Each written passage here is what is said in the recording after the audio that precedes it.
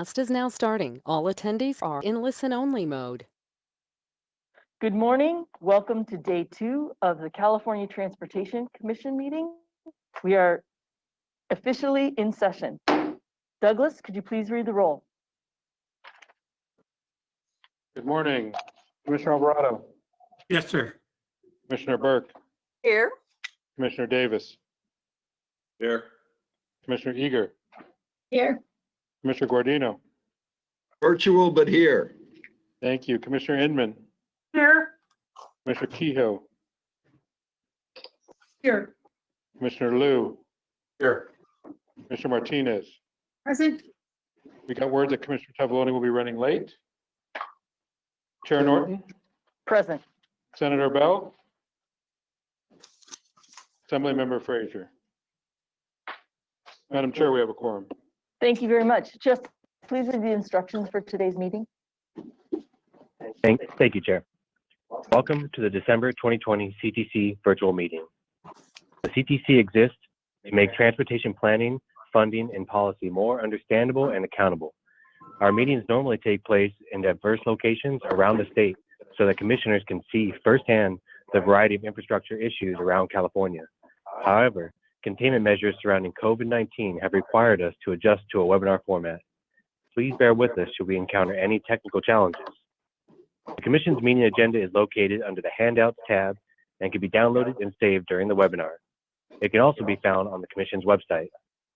Commissioners, should Commissioners have any questions or comments during the meeting, please let us know by raising your hand on video or through the comment tab or via text to the Chair or Mitch and wait for the Chair to call on you. You can also send inquiries and comments through the Questions tab that can be read to presenters and the audience on your behalf. Please mute your microphone except when you intend to speak to minimize outside noise and feedback. The Chair will do her best to call on each of you in turn. We hope that you will turn on your camera when speaking, if you have one. Because this meeting is not an in-person meeting, every vote will need to be a roll call vote. Staff will group items for votes to help save time. Commissioners, we ask that you only speak when called upon. When called upon, please state your name and briefly make your point. We ask that no one speak a second time on any one motion until everyone who wishes to speak a first time has done so. Presenters, if you are on the agenda to make a presentation, please do your best to be succinct. We hope that you will also turn on your camera during your presentation if you have one. Public, we welcome comments from the public. For participants joining us through the GoToWebinar system, please find the webinar panel located on the right-hand side of your screen. There you will find the audio, question, and handout tabs. Under the audio tab, attendees will have the choice to listen in via the computer or telephone option. Should you prefer computer audio, please ensure the appropriate box is selected. If you choose the phone call option, select the corresponding box and dial the phone number, access code, and audio PIN as directed by the automated system. Please note that if the audio PIN is not entered, you will remain in listen-only mode and will be unable to speak to the Commission should you have a comment. As a reminder, each registered attendee is provided a unique link and phone number to access the webinar. These cannot be shared with other participants as they are registered to a specific attendee. There are two options for participants to provide comments on agenda items. Using the Questions tab, type in the agenda item number you are commenting on and your comment. Commission staff will read the comment on your behalf. Alternately, you may click on the hand icon to indicate you wish to make a comment. You will then be unmuted and called upon to make your comment.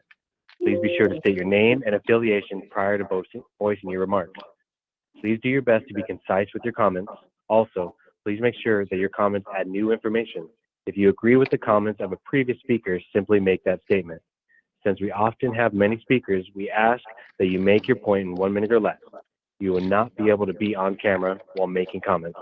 Thank you. Chair Norton. Thank you very much, Justin. And I will be keeping that 1 minute or less time because we are likely to have a number of public speakers today. Terry, now let's begin our agenda. Terry, could you please present the information calendar for us today? Yes, thank you, Chair. Good morning, Commissioners. The next 13 items, numbers 28 through 40, are informational items deemed by staff not to raise any issues, and therefore individual items will not be presented unless specifically requested by a Commissioner. Please note that there was a correction to item number 28 as documented on the change list. Okay, are there any commissioners willing to pull any items for the information agenda? Seeing none, let's move on to the consent calendar.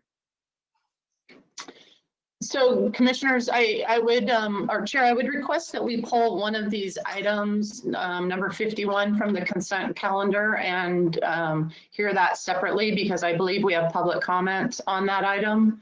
So if you'd like, I can cover the other items first. That would be So- fine. And before that, Terry, I just wanted to confirm with Justin that we had no public comments on the information calendar. Let it be known that there were no public comments on the information calendar. Please proceed, Terry, with pulling item 51 and proceeding with the rest of the consent calendar.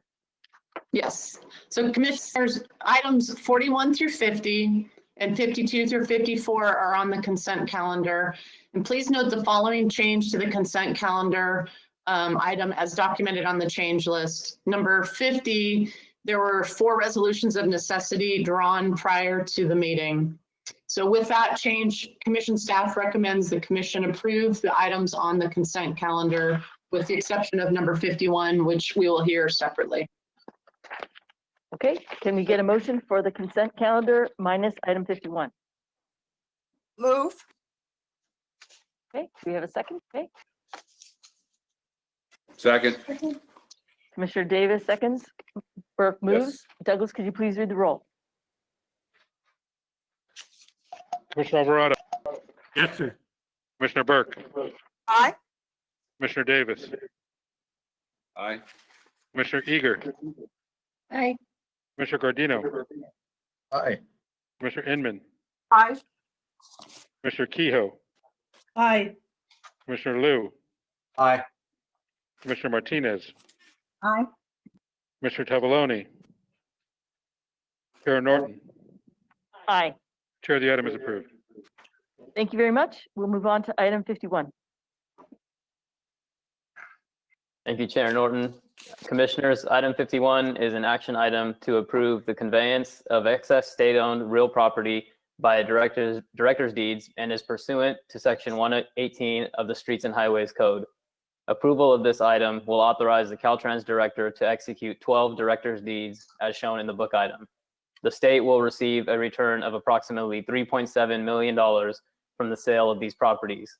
Commission staff has reviewed these director's deeds and has determined that Caltrans has followed the terms, standards, and conditions established by the commission and recommends approval. Thank you very much. There is public comment on this item. Justin, could you please announce the public comment? Yes, we have Stephanie White looking to make a public comment. Stephanie, you're now muted. Free to speak. Hi, can everybody hear me? Yes, we can. Okay. Good morning, Madam Commissioner, or Madam Chair and the Commissioners.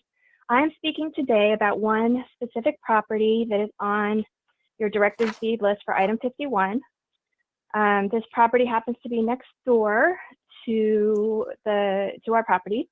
It's, I believe, number 5 on your list, DD 77513-0101. The reason we've asked to speak about this today and to pull this aside is because we do not believe that Caltrans followed proper procedures set out by the commission, and they did not carry out this process in a way that was fair, transparent, or in good faith. The reason we say these things is because as the adjoining property owner, we were offered the property. We asked for information, which is our right underneath, as listed in the documentation provided by the state to us. When we contacted Caltrans and asked them questions, they became obstinate. They did not answer our questions. They did not provide explanations. They did not provide a better understanding of the process that we had asked for. In fact, with the very beginning of asking for questions, they basically stonewalled us. We ended up hiring a lawyer just to request the records that we're entitled to see as declared in the state property sale agreement. And if you look at that document, you can see that it states Caltrans is supposed to provide us access to those records prior to sale. And again, we asked and asked and asked, and Caltrans ignored us. When our lawyer finally wrote the letter, again, there were additional back and forth. The lawyer finally was able to obtain a very few documents, and Caltrans' response to our lawyer was, yeah, we don't really provide these. Like, we're doing you a favor. We don't provide favor. We don't provide these. And again, even stating that this is in a property sale agreement document, the purchase and sale agreement document, Caltrans still said, we don't do this. When we continued to say we wanted additional property records, we knew of certain activities that had taken place on the property that were not being disclosed and which were not properly disclosed or discounted in the appraisal. And Caltrans' response to us was, we're not negotiating. And we said, we have questions. We're not even negotiating here. We have questions. We have problems with the information you're providing us. They refused to answer. Again, they stonewalled. And in the process of stonewalling, they took the property, put it up for auction, and sold it. Now, my understanding is the commission sets these procedures, and the commission has this opportunity today to decide whether or not to approve this property sale. What we're asking is that not only you look at whether or not Caltrans is checking boxes, but you look at how Caltrans is treating people when they're carrying out these procedures. Because the way we've been treated, both during the actual freeway construction that occurred and now in this process, they're not acting in good faith. They're not carrying out the procedures as you've laid them out and expect Caltrans as an agency with tremendous responsibilities, financial responsibilities, as well as, carrying out the public good. So when they're not following procedures and nobody's providing oversight to how they're carrying out these procedures, we have what's happened to us. And this is exactly what we're trying to bring to your attention. And if you look at the documents I've provided, you'll see I have been contacting other agencies, other officials. I contacted the commission. I sent the letter so that it went to Director Omashakin. We went to the governor's office. We went to our local elected officials. And nobody really knows what to do or how to handle this. And so even though we first contacted the commission back in February, we're here today still asking for assistance because Caltrans is being obstinate and is not providing us with the rights that we're entitled to, and they're not treating us well. And I think it's very important that you're aware of that. I have many other examples of this, but for this property specifically, which is unbuildable, the appraisal itself says the size, shape and location make it, unable to support independent development. And yet the response from Caltrans was in the middle of what should have been providing us records. They sent it to auction instead. So with that, I beg you to please do not approve this property sale today. And thank you for your time and attention.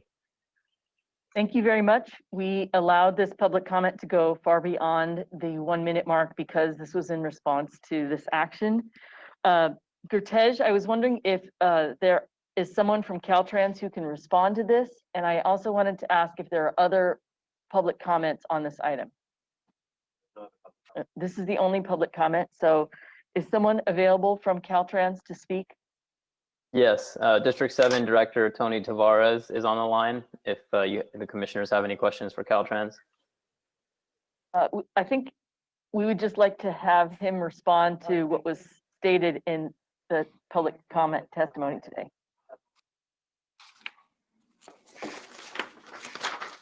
Okay. Do we Is have Director District 7 Tavares on the line?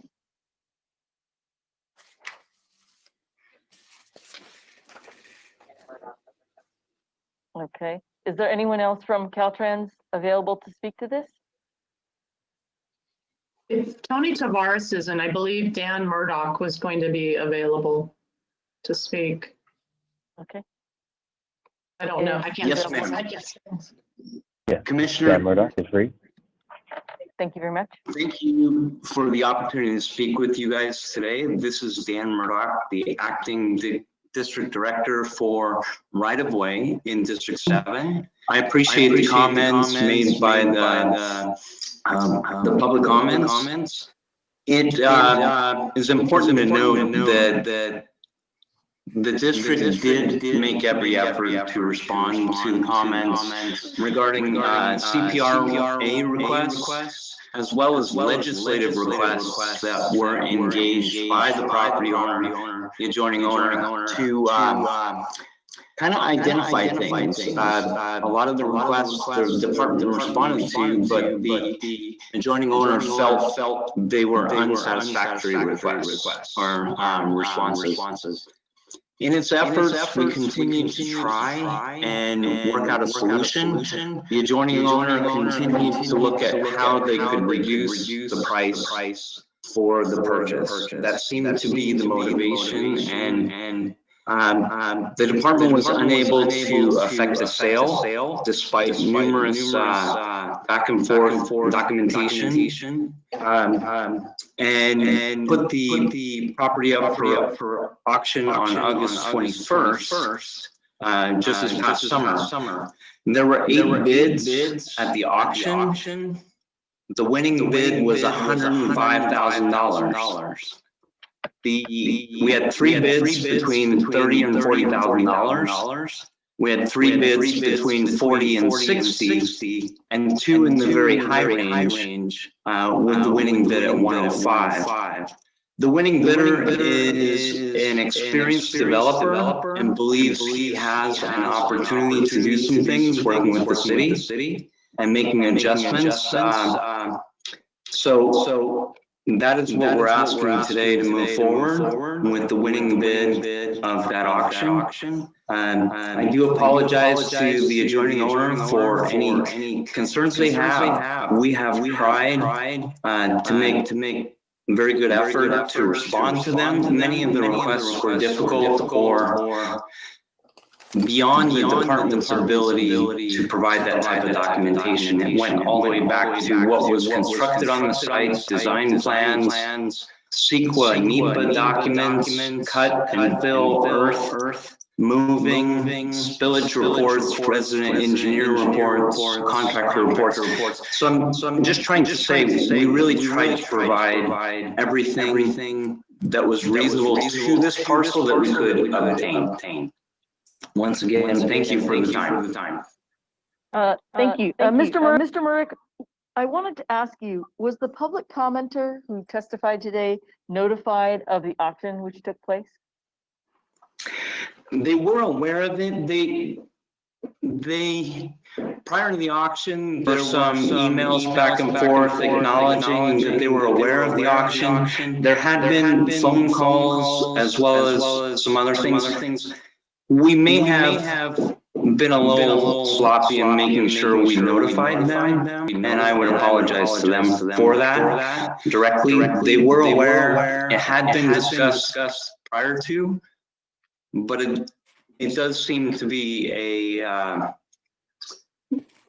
direct notification, probably in a formal response, should have been done. I see. Tej, what is your recommendation on this item for the commission? Commission staff believes that Caltrans did follow the proper terms and standards and conditions that are established by the commission. So after reviewing this item, commission staff does recommend approval. However, we do commiserate with the property owner as well on some of the hardships that they had to endure during this process. Thank you. I believe we have someone who wishes to speak.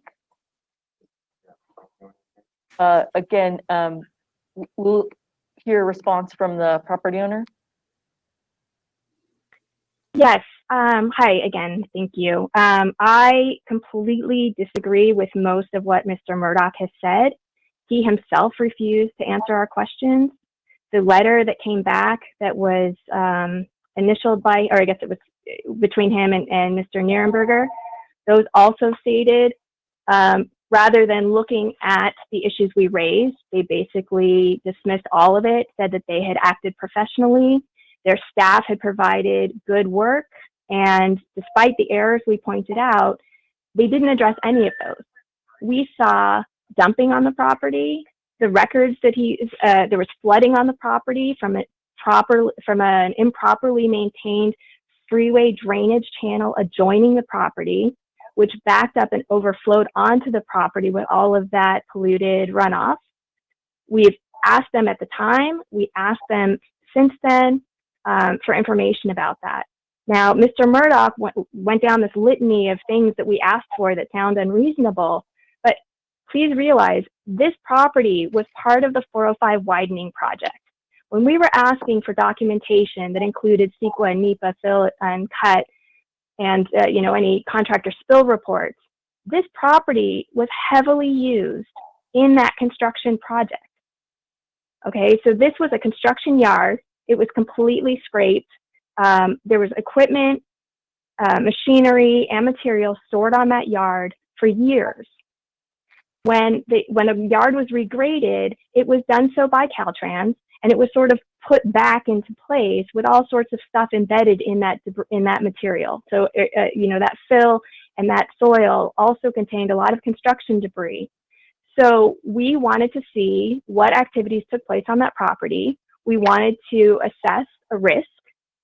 And when it comes down to Mr. Murdoch stating that everything we were saying was about reducing the price, what we were saying was Caltrans was not following the procedures that are stated in performing the proper appraisal. So they're supposed to look at comparables, which they did. And they were supposed to deduct costs or pricing, basically, the value of the property based on areas where the property did not meet the same standards as those comparables. If you look at those comparables, they are not right next to the freeway. They are not against the freeway wall. They are not of an unusual shape where utilities are not immediately accessible. You don't have the noise. You don't have the likely pollution that came into the soil. My understanding is construction zones tend to raise more of the aerial deposited lead in the soil. We asked Caltrans for information about that. It was completely ignored. So I could keep going into the weeds. I don't want to do that. I just want you to understand that the details here are incredibly important. And it's very easy. Caltrans has all the power to say, we followed procedure, we checked the boxes, we contacted them. They did not. We were not notified of the auction. We were not notified, this is the final offer, this is it, you're done. They said, pay now. We don't care if you want more records. We don't have them. This thing, again, they're saying that publicly held CEQA NEPA project records do not exist. They were on the property 18 months ago. They say those records do not exist. We need to give an opportunity for Caltrans to respond. Okay, I understand. I just wanted to let me just please say, it is not true what he is saying about contacting us, about answering our questions, about providing the records, the nature of those records, or the fact that all we wanted was a cheaper price. We wanted honest answers from a public agency that is working with a tremendous amount of public responsibility. Please do not approve the sale of this property. Make it go through again. Thank you. I have two questions for Mr. Murdoch. The first is there time sensitivity to approving this today? And the second is, was more information provided to the commenter than was available to the other bidders at the auction? This is Dan Murdoch. I do appreciate the question. The bidders are familiar with developing land and were notified of the as-is conditions. In the clearances that the parcel went through in order to reach an excess land, ready for sale, there is a clearance process, and this parcel passed all clearance records with no concerns identified. Just so you know, and then in the offer letter, it was noted that if we could not affect the sale, that it would go to auction, just so there's a complete awareness that the state needs to move forward with a sale. Can't hold on forever. We just are asking about the time sensitivity of approving at this meeting versus another meeting to get more information. We have a bidder who is. Commissioner Norton, can I just say one thing on that? Sorry, this is Terry Anderson. Yes, Terry, please. Just so you're aware, so the commission does have a resolution that discusses the sale of excess lands for Caltrans. And as Bertej noted, you know, we did look at that. We did discuss with Mrs. White her concerns, and we did discuss with Caltrans what their process was, and looked at quite a bit of correspondence back and forth between the parties. So Caltrans has this resolution that says how they go about selling excess lands, which we feel that they've followed. The process that they have is they go out and do these public auctions. You know, if they can't sell it to the adjoining property owner, they take it out for public auction. So the public auction has already occurred. As was mentioned, there was 8 bidders.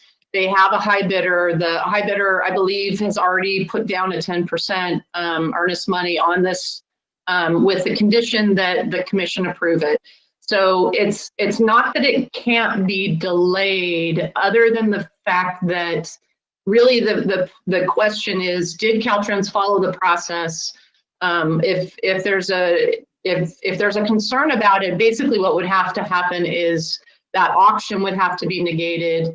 And this process would need to start over in some way, shape, or form. So I don't know that delaying this to say next meeting to get more information is probably not going to be a course of action that's going to you know, assist in this operation. It really would come down to whether or not the commission would like to approve this, or if not, basically what you're saying is send this back, start the process over. I don't really know what the legal ramifications are for the department. I guess with the contract saying, you know, the sale is pending approval by the commission, hopefully there's not a legal obligation by the department with the highest bidder. So I just want to make sure you're clear about what would happen if you delayed it. This is very, very helpful information, Terry. And so I would just, again, ask Cortege your recommendation, given the facts before us, so that we can move forward with the motion. Our recommendation is to approve as the bid item shows. As the book item shows. Thank you very much. Commissioners, does anyone want to make a motion? I would make the motion to approve the recommendation for item 51. Okay, Commissioner Davis, and do we have a second? Commissioner Eager, seconds. Commissioner Eager, seconds. Thank you. Douglas, could you please read the roll? Commissioner Alvarado. Yes, sir. Commissioner Burke. Aye. Commissioner Davis. Aye. Commissioner Eager. Aye. Commissioner Guardino. No. Commissioner Inman. Aye. Commissioner Kehoe. Aye. Commissioner Liu. Aye. Commissioner Martinez. Aye. Commissioner Tavaloni. Chair Norton. Aye. Chair, the motion is approved. Thank you. And as we move through the consent calendar, we're now on tabs 55 through 58, which will be taken together. Jose, could you lead us through these items? Good morning, Madam Chair, Commissioners, and members of the public. I will place the environmental items together with one final motion. Item 55 is an action item. This is the final EIR for the U-Bus 70 continuous passing lanes project. Caltrans determined that environmental impacts could be reduced to less than significant levels. Item 56 is an action item. This is the final EIR for the Washington Boulevard Bikeway and Pedestrian Phase 1 project. The Roseville City Council adopted a statement of overriding considerations, finding that the benefits outweigh the impacts. Item 57 is an action item. This is the final EIR for the North County New State Route 108 project and route adoption project. Caltrans adopted a statement of overriding considerations, finding that the benefits outweigh the impacts. Item 58 is an action item. This is the final EIR for the San Joaquin and Sacramento counties Valley Rail Sacramento Extension Project. The San Joaquin Regional Rail Commission adopted a statement of overriding considerations, finding that the benefits outweigh the impacts. Staff recommends approval of agenda items 55 through 58. Thank you. Do we have a motion to that effect? Commissioner Alvarado for staff recommendation. Thank you. Do we have a second? Great. Thank you very much, Commissioner Inman. Douglas, could you please read the roll? Commissioner Alvarado, Yes, sir. Commissioner Burke, Commissioner Burke, Commissioner Davis, Aye. Commissioner Eager, Aye. Commissioner Guardino, Aye. Commissioner Inman, Aye. Commissioner Kehoe, Aye. Commissioner Liu, Aye. Commissioner Martinez, Aye. Commissioner Tavaloni, Chair Norton. Aye. Chair, the motion is approved. Thank you very much. And now we're on right-of-way matters. Item 59. Terry? Thank you. Commissioners, item number 59 is an information item. Caltrans is required to report on a quarterly basis the status of the right-of-way capital plan. As of September 30th, approximately 10.9 million or 8% of the 137 million allocated by the commission for right-of-way capital has been committed on shop and STIP projects. This is the second fiscal year that Caltrans has operated under revised requirements related to right-of-way capital. And I want to personally recognize Kristen Pulliam from the Caltrans headquarter right-of-way office, who's done an exceptional job in coordinating with commission staff on the reports and always looking for ways to improve the process. So kudos to her. I also wanted to, she's not going to be on camera, but Kimberly Erickson is fairly newly promoted to the position of division chief over right-of-way. And Commissioner Burke, that's who I will be sending you information on, because Kimberly will be communicating with you about the 710. So Great. Thank you very much. yes, that concludes that unless there's any questions.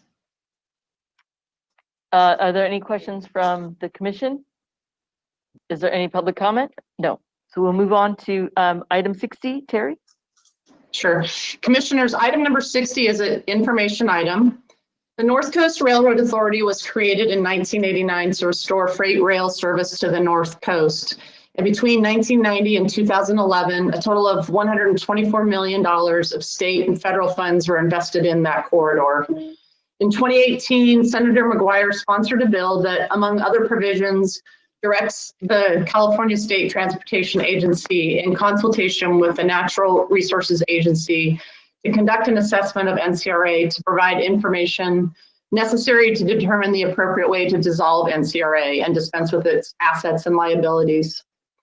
The assessment has been completed, and I think at this point, all of the report and the appendices are up on the CalSTA website.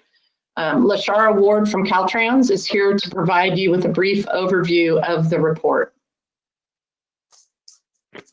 Thank you. Lashara? Yes, hello, can you all hear me? We can, thank you. Perfect. Good morning, Madam Chair and Commissioners. My name is Lashara Ward and I'm the SB 1029 Program Manager.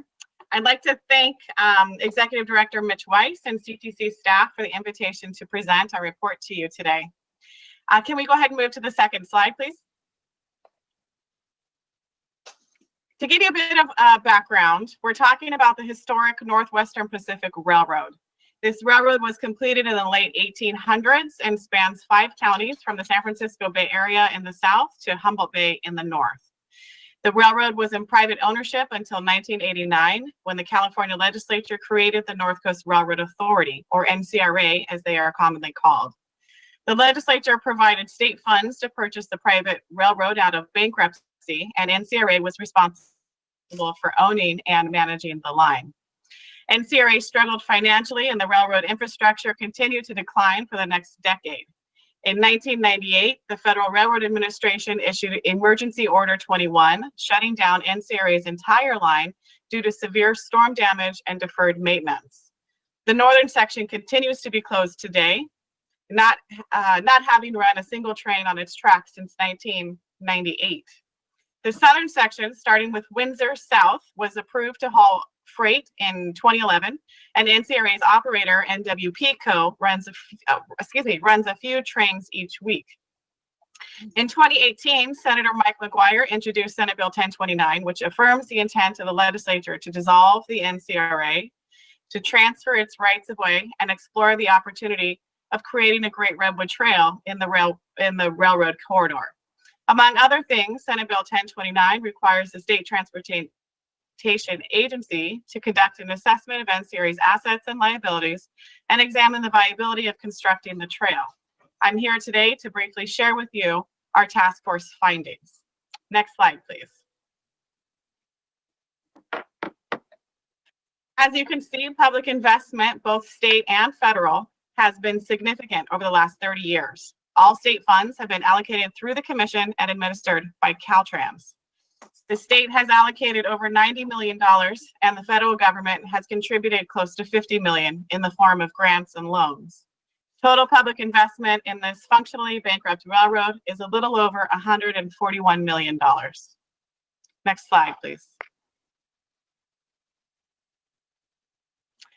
The Transportation Agency convened a multi-agency SB 1029 task force comprised of representatives from CalSTA, Caltrans, the Natural Resources Agency, Department of Parks and Recreation, Department of Finance, and Department of General Services. The task force met bi-weekly for over a year while conducting individual technical assessments. Next slide, please. The scope of work for the assessment report was detailed in Senate Bill 1029 and includes an assessment of NCRA's assets and liabilities, an assessment of NCRA's freight operator, NWP Co. Next slide. An assessment of the viability of constructing a Great Redwood Trail in the railroad corridor, including options for rail banking and the limits of the trail. Finally, it required an assessment of options for transferring the freight rights in the southern section over to the Sonoma-Marin Area Rail Transit, also known as SMART. Next slide. Each task force team conducted technical studies in their areas of expertise. These reports are included in the final assessment report as appendices. Appendix C is the Department of Finance calculated value of net assets report. Appendix E includes 2 database spreadsheets detailing all known parcels within the 316 miles of NCRA's railroad corridor. Next slide.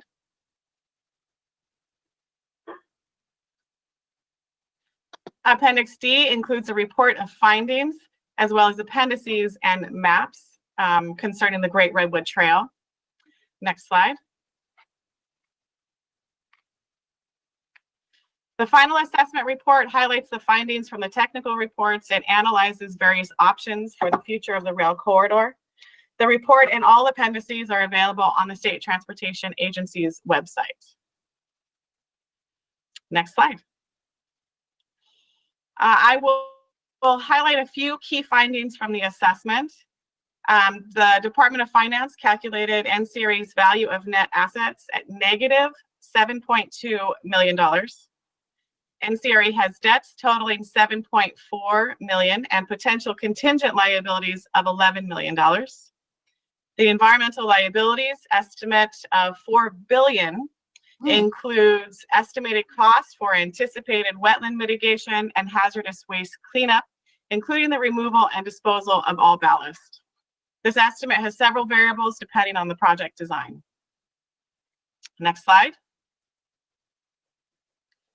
Property throughout the corridor includes areas of historical and cultural resources, special status species, and tribal lands. The funds transfer agreements between Caltrans and NCRA include clauses which require the right-of-way to remain in public transportation use, and if NCRA or a successor agency wishes to dispose of the property, it must refund the state its pro rata share of fair market proceeds. North of Willits, this is 100%, and south of Willits, the share is 10%. Next slide. The Parks Department found 252 miles out of the 316 of NCRA's corridor suitable for trail construction. The southern section is best served by a rail with trail option. In other words, placing the trail adjacent to the existing railroad with safety barriers between the two. The unused portions in the north were assessed for a rail to trail option where the tracks can be removed or capped and trail facilities replacing the railroad. The planning level cost estimate for full build out of the entire 252 miles of corridor is $750 million in 2020 dollars, $900 million in 2025 dollars, and $1 billion in 2030 dollars. The wetland mitigation and hazardous waste removal would be in addition to these costs. Next slide, please. Rail banking is the legal process which preserves the railroad's rights and maintains a contiguous corridor. It allows a railroad to formally abandon their line through the Surface Transportation Board until the corridor is needed for railroad purposes at some point in the future. In the interim, trails can be installed. While it is not common for trails to be converted back to railroad, it does happen, and rail rights supersede trail rights in a rail banked corridor.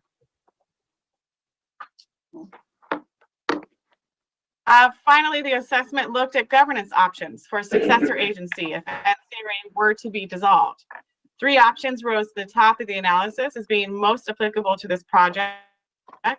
These options are detailed in the assessment report and in the Parks Department technical study. Next slide. The assessment report has been submitted to the legislature, and we will monitor any further legislation regarding NCRA going forward. As immediate next steps, the State Transportation Agency will continue to administer the activities outlined in the Senate Bill 1029, including the transfer of the southern section and freight rail maintenance to SMART and the payment of NCRA outstanding debt as funds will allow. Next slide, please. And this concludes my presentation. I'd be happy to answer any of your questions at this time. And the website is there for anyone still looking to find the report. Thank you very much. For your presentation, we're going to go to public comment, and then we have commenters from Commissioner Alvarado and Commissioner Inman, and I'll be handing Commissioner Alvarado the gavel for a brief time. Go ahead, Justin. Yes, thank you, Chair. Scott Greason, Conservation Director, Friends of the Eel River. Rail banking, the North Coast Railroad Authority's rail corridor. For 61. Okay, then Commissioner Alvarado, do you want to take over for item 60? And then we'll move to 61. Okay. I don't know who's lined up, so Mitchell or Terry, you're going to have to go ahead and walk me through it. Are there any other speakers? It's you and Commissioner Inman, but there are no other speakers on public comment. And Commissioner Liu has just asked to speak. Okay. Then I'll let the other 2 speak for Commissioner Inman. Thank you, Vice Chair Alvarado. So first of all, I want to thank Senator McGuire for his leadership during my tenure on the commission. This particular project, or the North Coast Rail Authority, has been probably one of the most challenging ones that we've seen. And so I want to thank him for his leadership, and especially thank the task force. We've never gotten such a comprehensive analysis before. So really appreciate the full body of work that's been done. And a couple of questions though. One is the contingent liabilities. I think the net worth was shown at minus 7.2 million, but you've got those contingent liabilities. And what happens to those loans that are out there? Are they just going to be wiped off the books? What's going to happen with that? So I don't think there's any recommendation to wipe them off the books. They are just sitting there at this point. The task force was appropriated some funds to assist with our effort and potential dissolution activities. We have identified some of the debt that we would like to begin paying, and that is we're in the process of that now. Does that answer your question, Fran? Yeah, thank you. Okay, Commissioner Liu?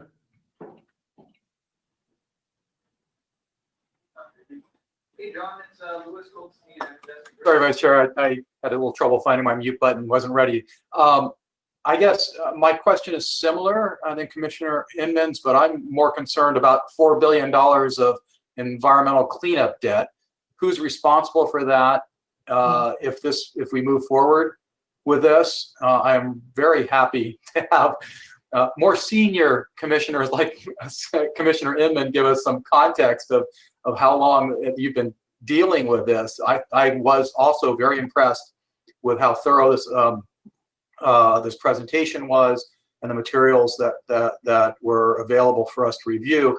But I didn't see anything that really explained, if you have $4 billion in environmental cleanup debt, who gets stuck with it and who takes responsibility for it?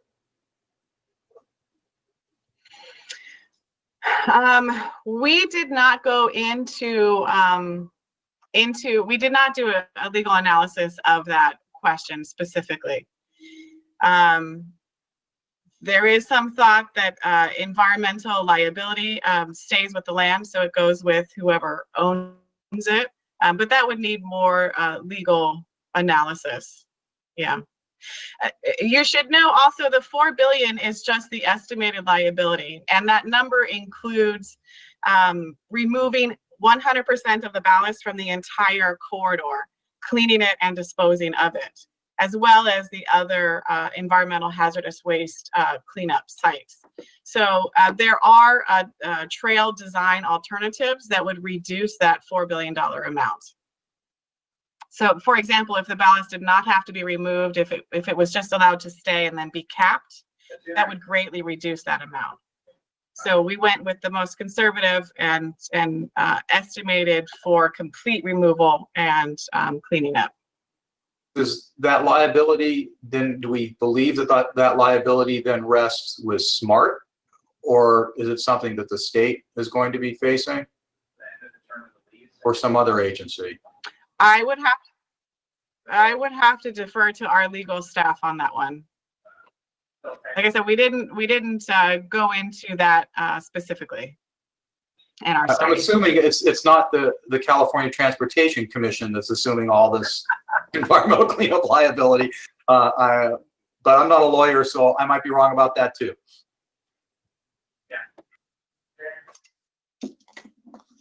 Okay, I'm back as chair, and I'd like to call on my vice chair, Commissioner Alvarado, to speak. I believe Mitchell said there was a public comment while you stepped out. Mitchell, is there somebody that wants to speak? Okay, Justin. Thank you, Commissioner Alvarado. Okay, and Brandy, could you put the 1 minute clock on?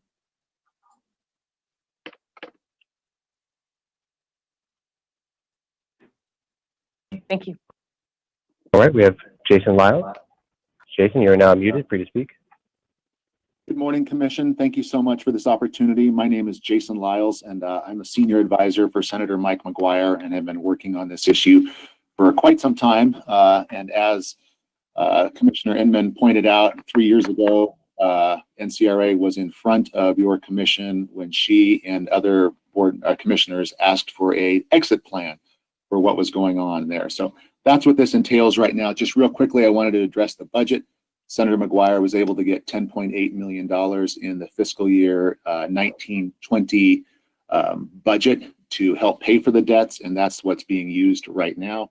And then touching real quickly on the $4 billion, I believe, as Ms. Ward pointed out, that's sort of an extreme high side, taking out all of the rails during the 261 miles and all of the ties, and that is definitely not best practice for dealing with environmental issues.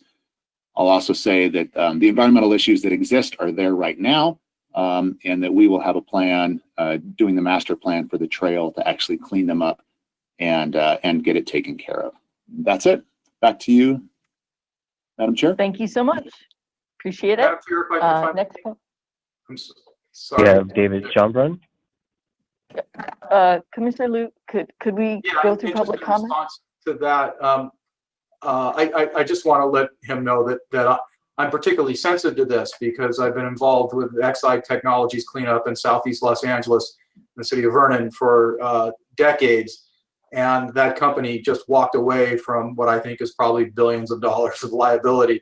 And I just want to make sure we're not doing the same. But thank you for that. That's reassuring. Totally understand. Thank you very much. Can we go to our next public comment? Thank you, Commissioner Luke. Yes, we're going to go with David Keller. David, you're now self-muted.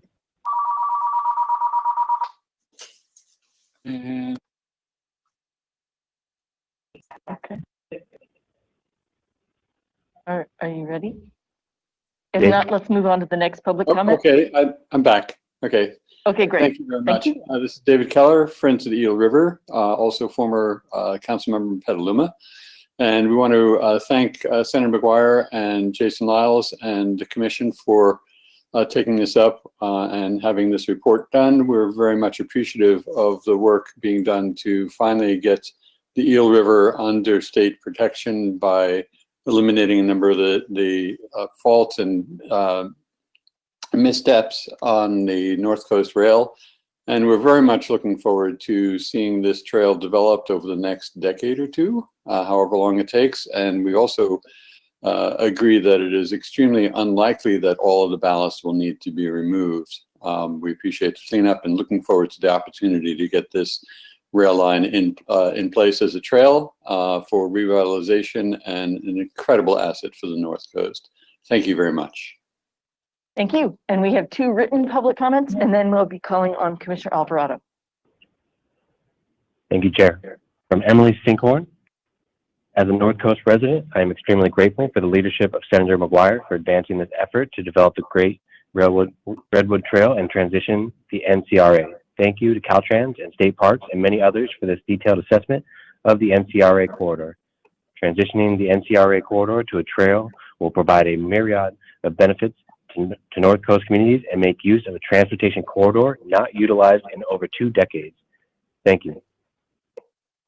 And from Scott Greason, when will appendices D and E be available for review? Thank you. Okay. Thank you very much. Commissioner Alvarado.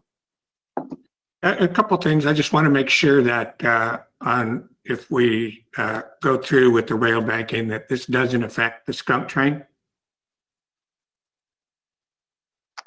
Terry? And if we do agree to rail bank, I wanted to make sure that before we tear up any track, that it comes back to the commission. And this is, we're getting, more and more problems, if you will, with Highway 1 and 101.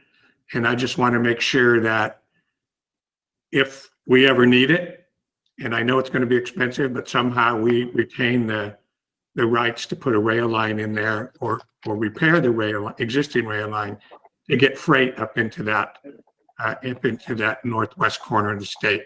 So those are the 2 things that I'm concerned about.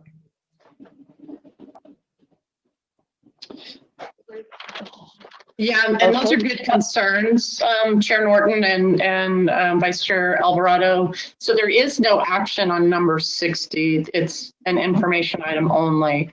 But I think those are valid comments and definitely valid for number 61. The question about the rail banking with regards to the skunk train.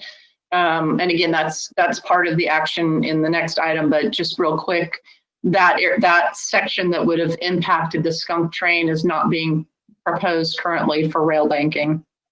Okay, very good. Thank you, And Terry. because Yes. we know that Commissioner Alvarado has a time sensitivity, we have some more public comment on 60, but we'd like to also take up item 61 while meeting Commissioner Alvarado's time sensitivity. Justin, Okay. you can go with public comment. Would you like, are you going to do 60 still, or you want to move to 61? Or maybe I'm confused. We'd like to do public comment and then move to 61 quickly.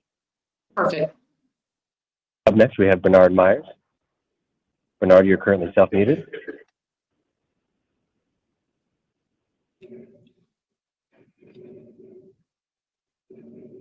Bernard Myers, please unmute yourself. You'll be free to speak. Since item 61 is on the same topic and we haven't heard from Mr. Myers, let's start with item 61 and then have Mr. Myers speak on 61 if he is able to speak. Terry, could you present item 61 action item? I will. And before I present it, I just want to say this is my last item at my last meeting, and I guess I'm going to go out with a bang on this one. And I just want to really let all the commissioners know that it's been a pleasure, my short 3 years with the commission. You guys are an amazing group of people, and the staff at the CTC is amazing. So thank you so much for probably the best memories in my 30 years of working career. So, okay, with that, commissioners, item number 61 is an action item requesting the approval of 4 items related to the North Coast Railroad Authority. So I'm going to list the 4 items. The first one is the transfer of NCRA's freight contract from its current operator, Northwest Pacific Railroad Company, to SMART. And second one is a no-fee transfer of all freight easements and rights south of the Sonoma-Mendocino County line from NCRA to SMART. Number 3, a no-fee transfer of real property from Healdsburg to the Sonoma-Mendocino County from NCRA to SMART. And the last item is rail banking NCRA's rail corridor from the outlet station, which is north of Willits, through the Eel River Canyon to the port of Humboldt Bay, including 3 branch lines in Humboldt County. And again, that rail banking, which starts north of Willits, avoids that area of question right now with the skunk train. So staff recommends approval of all 4 of those items. And well, Terry, I would like to make support staff recommendation, but I just want to say, Terry, it's been an honor and a pleasure to work with you over these years. You're one of those rare folks that doesn't tell you what you want to hear. It tell you just straight up. And I've always appreciated your being frank with us. And I wish you weren't going, but I want to wish you a long and happy retirement. And with that, I would make a motion to approve staff's recommendation. Thank you very much, Commissioner Alvarado. Is there a second? Second. Thank you very much, Commissioner Burke. Is there any public comment on this item?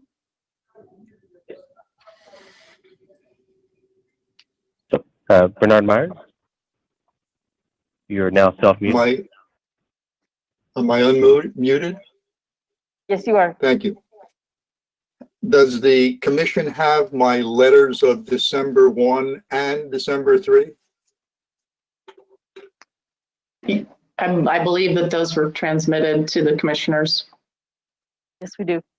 The most important one is the letter of December 3. That I sent it at around 3:30 or so this morning, and I sent it that late because only in the last day have I been able to read the report. I think the report is quite good, but it makes at least 2 major errors. One is it requests you approve a payment to NWPCO based on loans NWP made to NCRA. I believe that those loans are barred by California Government Code Section 93020, Section E.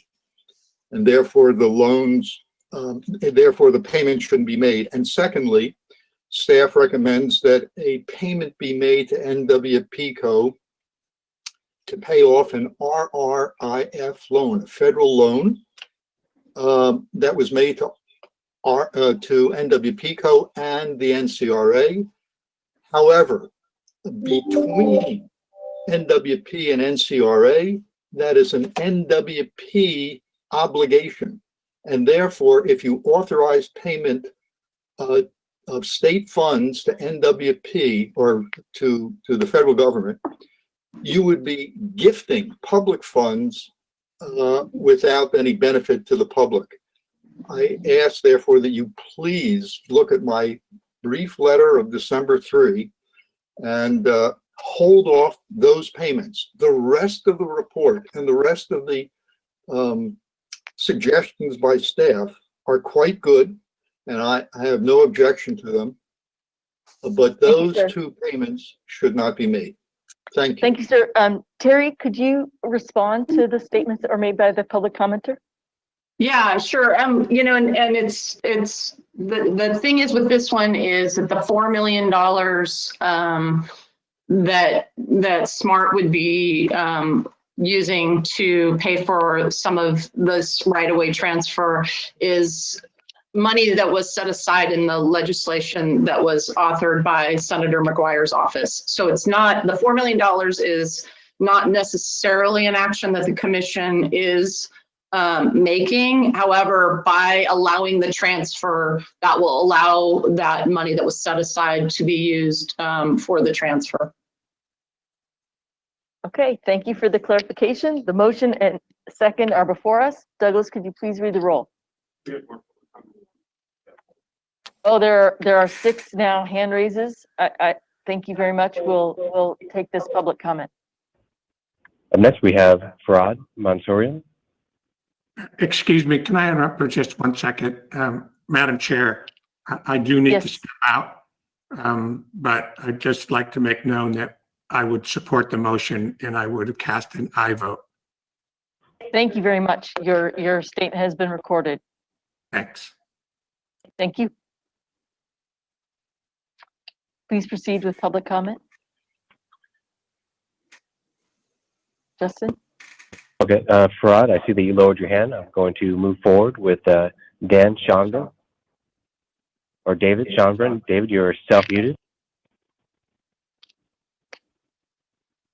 David Schonbrun, President of the Train Riders Association of California. I want to remind commissioners of why the state bought this railroad in the first place. The whole point was the economic future of the North Coast, and especially Humboldt County after the timber extraction has occurred. We have the beginnings of a feasibility study on providing tourist railroad in Humboldt County. We attempted to make that happen with the senator. He refused to negotiate with us. We have a letter before you and believe that your commission does not have adequate financial information to be able to make the serious decisions that are proposed in this resolution. We believe this is entirely premature and urge you to postpone this. Thank you. Next public comment. Up next, we have Mike Wilson.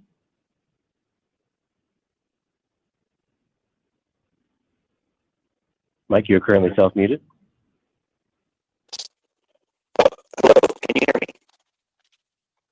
Very garbled. Very garbled. Okay, I'm trying to see if I can find a better spot as close to my Wi-Fi as possible. Any better now? Still garbled, sir. All right, let me try to. just go straight Mike, up into I the would phone. recommend Yeah, hold on one disconnecting your audio and reconnecting. Yes. We'll move on Okay. to the next public comment Is- and you're back now. That's fine. Okay, am I in now? You are. Okay. Hello, my name is Mike Wilson. I am Humboldt County Supervisor for the 3rd District, which has a lot of this rail line in it. I'm also the North Coast representative on the California Coastal Commission. I'm just calling to encourage approval of what has been done so far. We've been working on this issue for many, many, many years. I believe that the rail banking option moving forward is not just beneficial in preserving this this transportation corridor, whether it's used for trail in the current context or even in the long-term vision for rail. Rail banking is the way to keep it that way. If we don't move forward with rail banking, it really puts the whole corridor and the transportation asset at risk. And so I just want to say that, we've been working on it many, many years. I also want to put into the commissioners' minds that it's not just about the long-term vision of connecting the Bay Area or the San Francisco Bay Area to Humboldt Bay and all of that, many benefits, economic and recreational, but it's the connectivity between the communities all along the corridor and all the projects that will be really boosted in moving forward, connecting these smaller communities to each other in the shorter term. That is just going to be hugely beneficial to so many places here on the North Coast. And so with that, I just want to offer the support from my community in this endeavor. Thank you so much. Thank you for your testimony. Next public comment. Next, we have Neil Davis. Good morning. This is Neil Davis, Program Administrator with the Community Services Department of City of Ukiah. I really appreciate your giving attention to this issue. This railroad corridor in its inactive state has been an economic anchor to our community for decades. We're actively engaged in trying to turn this corridor from an economic anchor into something that really benefits our community. Our community is very interested in doing this. We have the city and nonprofit partners working on grants to try and make the improvements. We've got volunteers out there working on making those improvements, but our efforts are really stymied by not having the ability to go ahead and move forward with rail to trail conversions. It's great we've got portions of rail with trail, and that's great, but we're now at a point where the cost of conversions triple to quadruple when we try and go to a rail with trail, whereas we can do it much, much less expensively with a rail to trail conversion. Please consider that, and I thank you for your consideration of this item. Thank you. Thank you very much. Next public comment. Next, we have Colin Fisk. Good morning, Commissioners. My name is Colin Fisk. I am the Executive Director of the Coalition for Responsible Transportation Priorities. We are a nonprofit organization located in Humboldt County, representing more than 500 members and supporters in Humboldt and Del Norte counties. I want to encourage you to support the staff recommendations on this matter.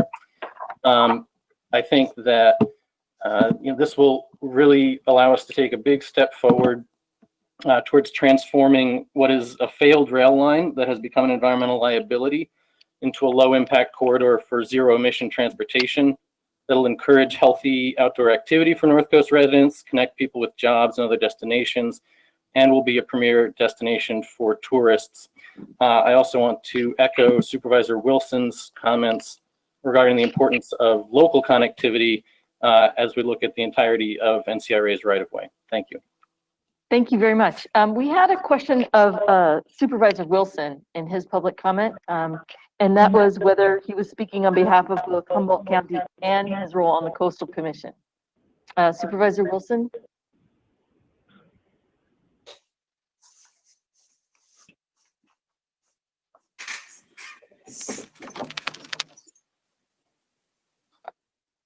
Supervisor Wilson, are you still available to answer our question?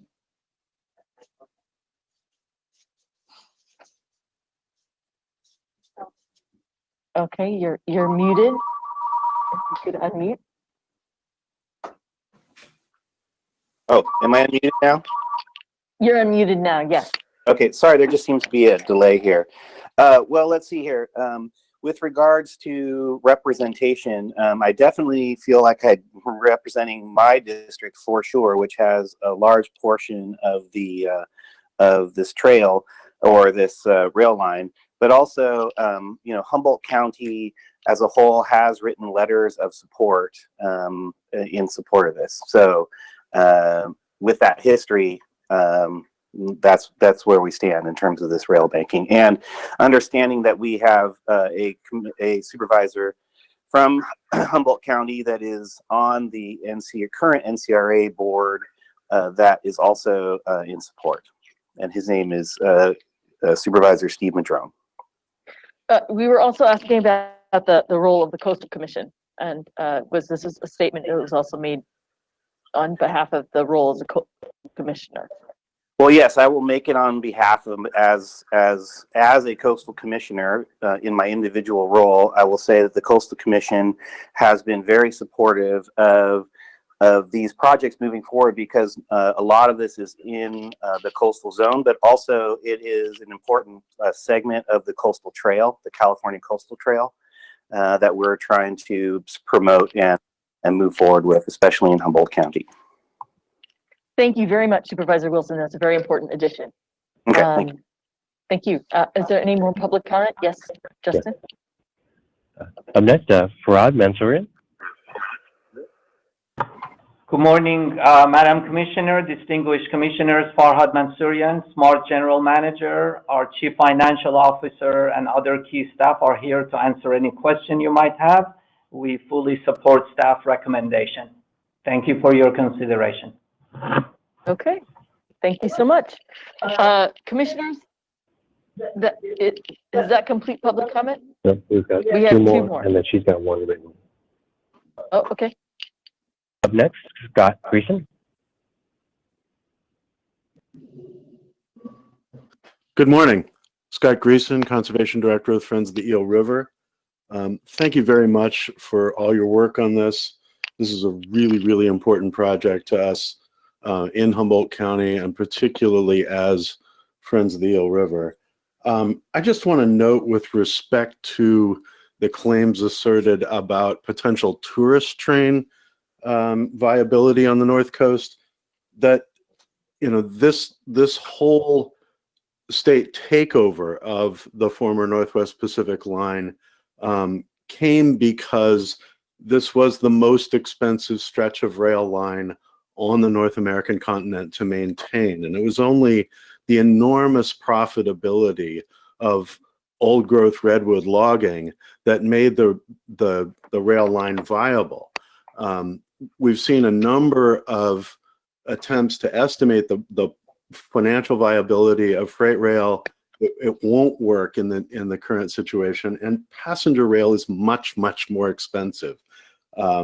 It must be run to a much higher standard. So I would respectfully ask the folks who want to run tourist rail to show us the money, please, because we need to use our assets to develop the public trails, and not to play around anymore with these tourist train ideas around Humboldt Bay.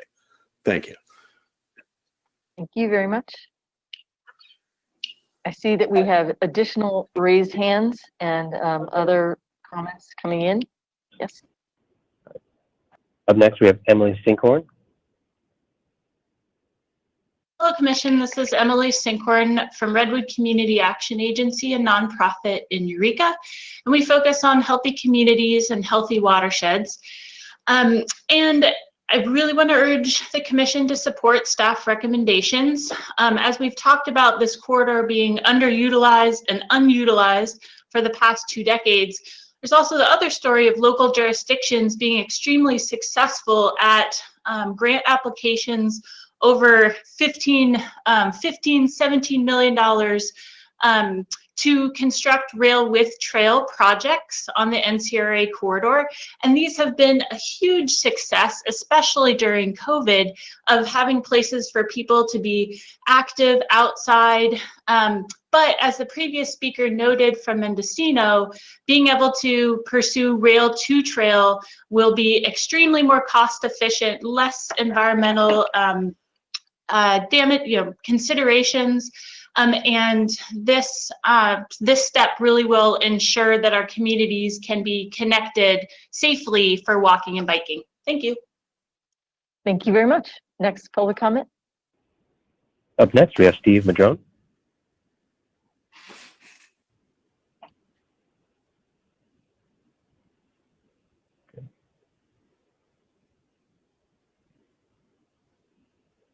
Steve, I see that you're unmuted. If you're speaking, we cannot hear you.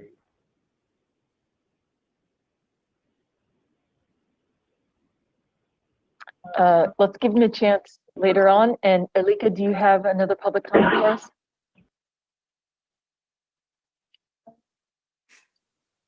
Okay, we actually received a comment from Steve Madrone. I'll go ahead and read that on his behalf, and if you would like to speak later, we can do that as well. He stated that I support this item and it will benefit the entire North Coast, and our extensive restoration community is ready to step up to help with all the restoration needs. Thank you. Okay. Does that conclude our public comment testimony?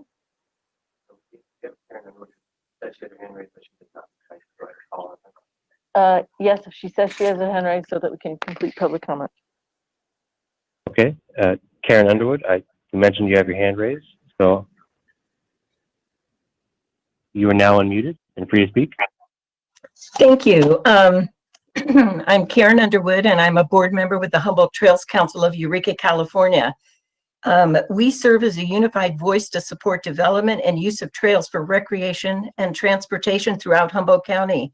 We have over 1,000 active supporters. In 2019, we had over 1,000 volunteer trail stewards attend work days who provided almost 4,000 hours of service to Humboldt County trails. Demand for trails is high, and as was mentioned before, 1/3 of the NCR right-of-way exists in Humboldt County, and we are strongly advocating for rail banking this right-of-way. So definitely want to encourage you to follow the staff recommendation today, knowing there's a lot of community support out there for trails in Humboldt County. Thank you, not only to you folks today, but for the folks who've put so much time and effort into this. Thank you very much. Does that conclude public comment? Okay, great. So for item 61, we have a motion and a second. Terry, can you reiterate your recommendation before we take a vote? I can do that for sure. And I just wanted to point out, because I think there was a question about the appendices. And again, all of the appendices in the report are on CalSTA's website at this time. The delay was due to remediation for ADA reasons. So the staff recommendation, though, is that Commission approve the transfer of NCRA's freight contract to SMART, transfer all freight rights south of the Sonoma-Mendocino County line to SMART, transfer the real property from Healdsburg to Sonoma-Mendocino County line to SMART, and to rail bank the portions of NCRA's right-of-way north of Willits. And that is staff's recommendation. Sorry. Okay, thank you very much. We have a motion and we have a second. Douglas, could you please read the roll? For the record, I'll note that Commissioner Alvarado voted aye previously. Commissioner Burke?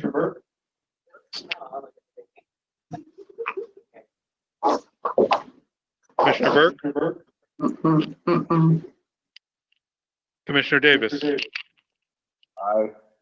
Commissioner Eager? Aye. Commissioner Gordino? Commissioner You had to Inman? step out. Aye. Thank you. Commissioner Kehoe?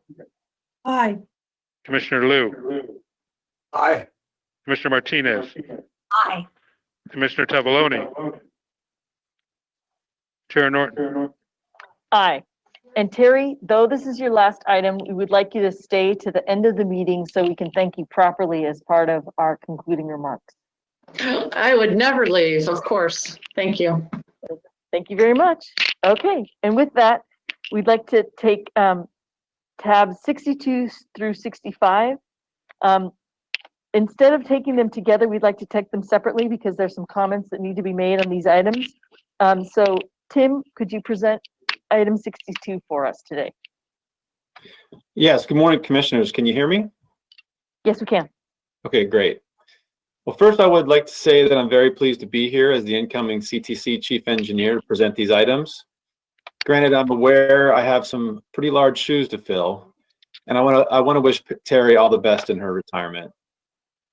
So commissioners, I will be presenting items 62 through 65 with a recommendation at the end, and I will go ahead and pause in between for any comments or questions. Thank you. Item 62 is an action item for a SHOP project requesting an initial allocation that exceeds the programmed amount by more than 20%. This is a bridge railing upgrade project on State Routes 4, 88, and 89, which will replace one bridge, upgrade bridge railing on 2 bridges, and install permanent traffic control devices to block access to a bridge that is being removed from service.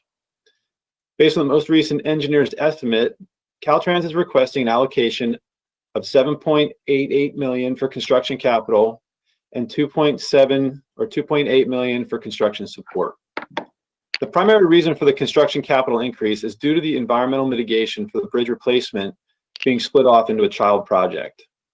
The primary reason for the construction support increase is due to additional resources needed to inspect and administer the demolition of the existing bridge and to construct the new bridge. Commissioners, do you have any questions on this item? No, but we have a comment from Executive Director Mitch Weiss, and we do have public comment. Mitch? So I just have a question for Caltrans on this. So my understanding is that the capital costs are related to mitigation. My question is, why wasn't this additional cost incorporated when the scope was amended in June of 2019?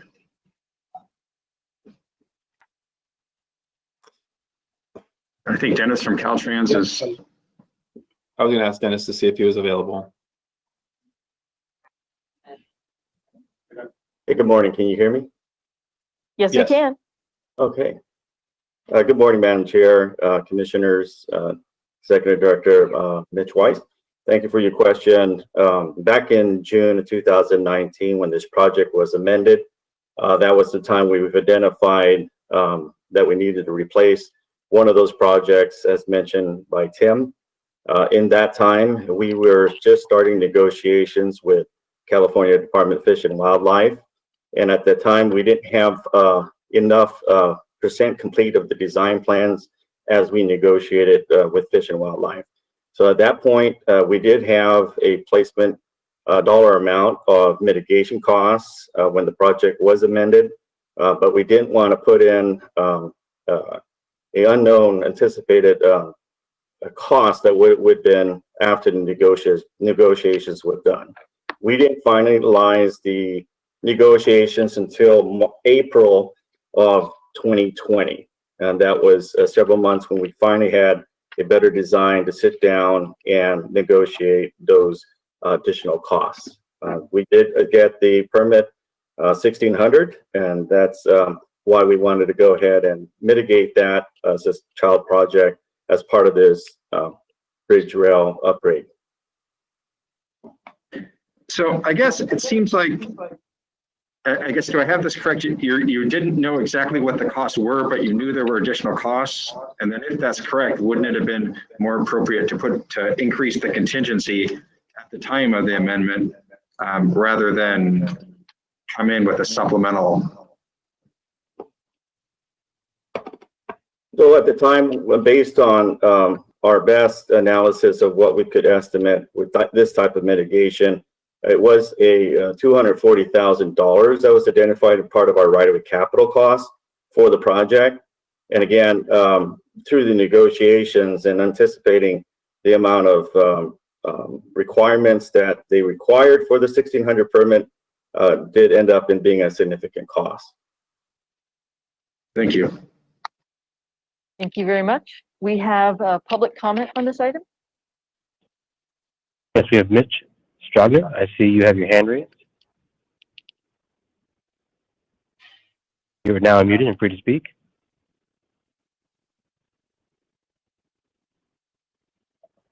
Okay. Thank you. With that, commissioners, do you have any remarks on 62? If not, we'll move to 63. Fran, I see you have your hand raised, and I see Commissioner Kehoe. Commissioner Inman has her hand raised, and Commissioner Kehoe has her hand raised. Commissioner Inman? Thank you, Chair Norton. Just to build on Director Weiss, is there a way for the future for us to, oh dear, I hope that's not the fire monitor. Is there a way for us to, in the future, when we know that we're going to have increased cost, it seems to me like we're voting on an incomplete picture previously. So at least we need to be aware of that, or agree that you put some contingency. What can we do so that we can make a more informed decision? And it really goes back to the June 2019 vote, I think. Maybe Director Weiss has a recommendation. Well, I think this is something we can have some offline conversations with Caltrans on. If there are perhaps some lessons learned here. Yes, thank you. Commissioner Kehoe, your comment? Thank you, Madam Chair. The same concerns that Commissioner Inman expressed and our Executive Director. If Mitch believes that the conversations can continue offline productively, I'm okay with leaving the item on the list. But I was thinking maybe it needed more time and we should pull it, but I'm not proposing that now, so I'll leave it at that. Okay, thank you very much, Commissioner Kehoe. Tim, your recommendation on this item, given Mitch's remarks? Yeah, we recommend approval on this item. Okay. Well, since we're going to be taking the motion on 62 through 65 together, we'll move to item 63. Thank you. Item 63 is an action item for a SHOP project requesting a supplemental allocation to award the construction contract. This is a TMS, Traffic Management System Detection Repair Project on State Routes 1, 17, 68, 156, and US 101, which will repair and replace existing damaged or inoperable traffic management detectors, replace damaged loop detectors, and install necessary Ethernet instruments. In addition, this contract will replace and retrofit solar-powered traffic management systems to electric-powered traffic management systems. Caltrans is requesting an additional $968,000 to award the construction contract. Caltrans has considered all the relatively comparable bids, and they are indicative of a similar bidding outcome if the department elected to repackage and re-advertise the project. Commissioners, do you have any questions on this item? Seeing no requests to speak and no public comment, we can move on to item 64. Thank you. Item 64 is an action item for a SHOP project requesting a supplemental allocation to complete construction. This is a bridge preservation project on Interstate 5 and State Route 160, which will perform bridge sizing retrofits and provide necessary repair work to improve the conditions of 4 bridges. Caltrans is requesting an additional $2.55 million to complete construction. The reason for the cost increase is due to several contract change orders required to resolve issues related to unanticipated site conditions that impacted the bridge piers and foundations. Are there any questions from the commissioners on this item? We have a comment from Executive Director Mitch Weiss. Sure, I just have a question for Caltrans and kind of looking at this and some of the back and forth. It seems like the cost for the pile testing should have been included in the engineer's estimates, but were not, and they will be in the future. Do I have that correct? Do we have Amarjeet Benapal or Carl Dreher to respond? Dana, I gotta evacuate. I'm heading home. We just got the evacuation call. So would you put my while we're waiting for Amarjeet to speak, Commissioner Inman is going to need to evacuate, and so we'll take a brief break from the meeting in order to follow fire department's orders. Okay, MRG? Good morning, Chair Norton. I don't know if you can hear me or not because my voice is completely gone, and I was hoping Carla would be able to speak on my behalf. We can hear you. Okay. I'm sorry that your voice is so hoarse today. Good morning, everyone. And Executive Director Mitch Weiss, based on the discussion we had internally, yes, we have a plan to address this issue in future. To account for the engineer's estimate as part of the bid process. Thank you. Thank you very much. Are there any other questions or comments on this item? If not, we'll move to item 65. Any public comment on 64? Okay. Tim, please present item 65 for us. Thank you. Item 65 is an action item for a Proposition 1B project requesting a supplemental allocation to close out construction. The project rehabilitated and widened 13.8 miles on State Route 99 to a 6-lane highway between the cities of Goshen and Tulare. After arbitration and a challenge to the arbitrator's final award, an agreement was reached between Caltrans and the contractor. Caltrans is requesting supplemental funds in the amount of $445,000 to pay for the final claim resolution due to the contractor and to close out the contract. Are there any questions on this item?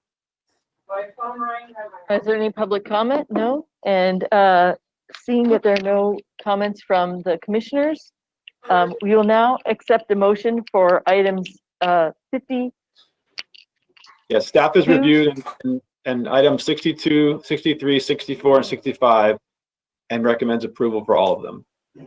That's right. So we entertain a motion on items 62 through 65, please. Motion to approve, Martinez. Thank you very much, Commissioner Martinez. Do we have a second? Commissioner Eager will second. Thank you very much. Douglas, please read the roll. Commissioner Alvarado. Commissioner Burke. Commissioner Davis. Aye. Commissioner Eager. Aye. Commissioner Guardino. Commissioner Inman. Commissioner Kehoe.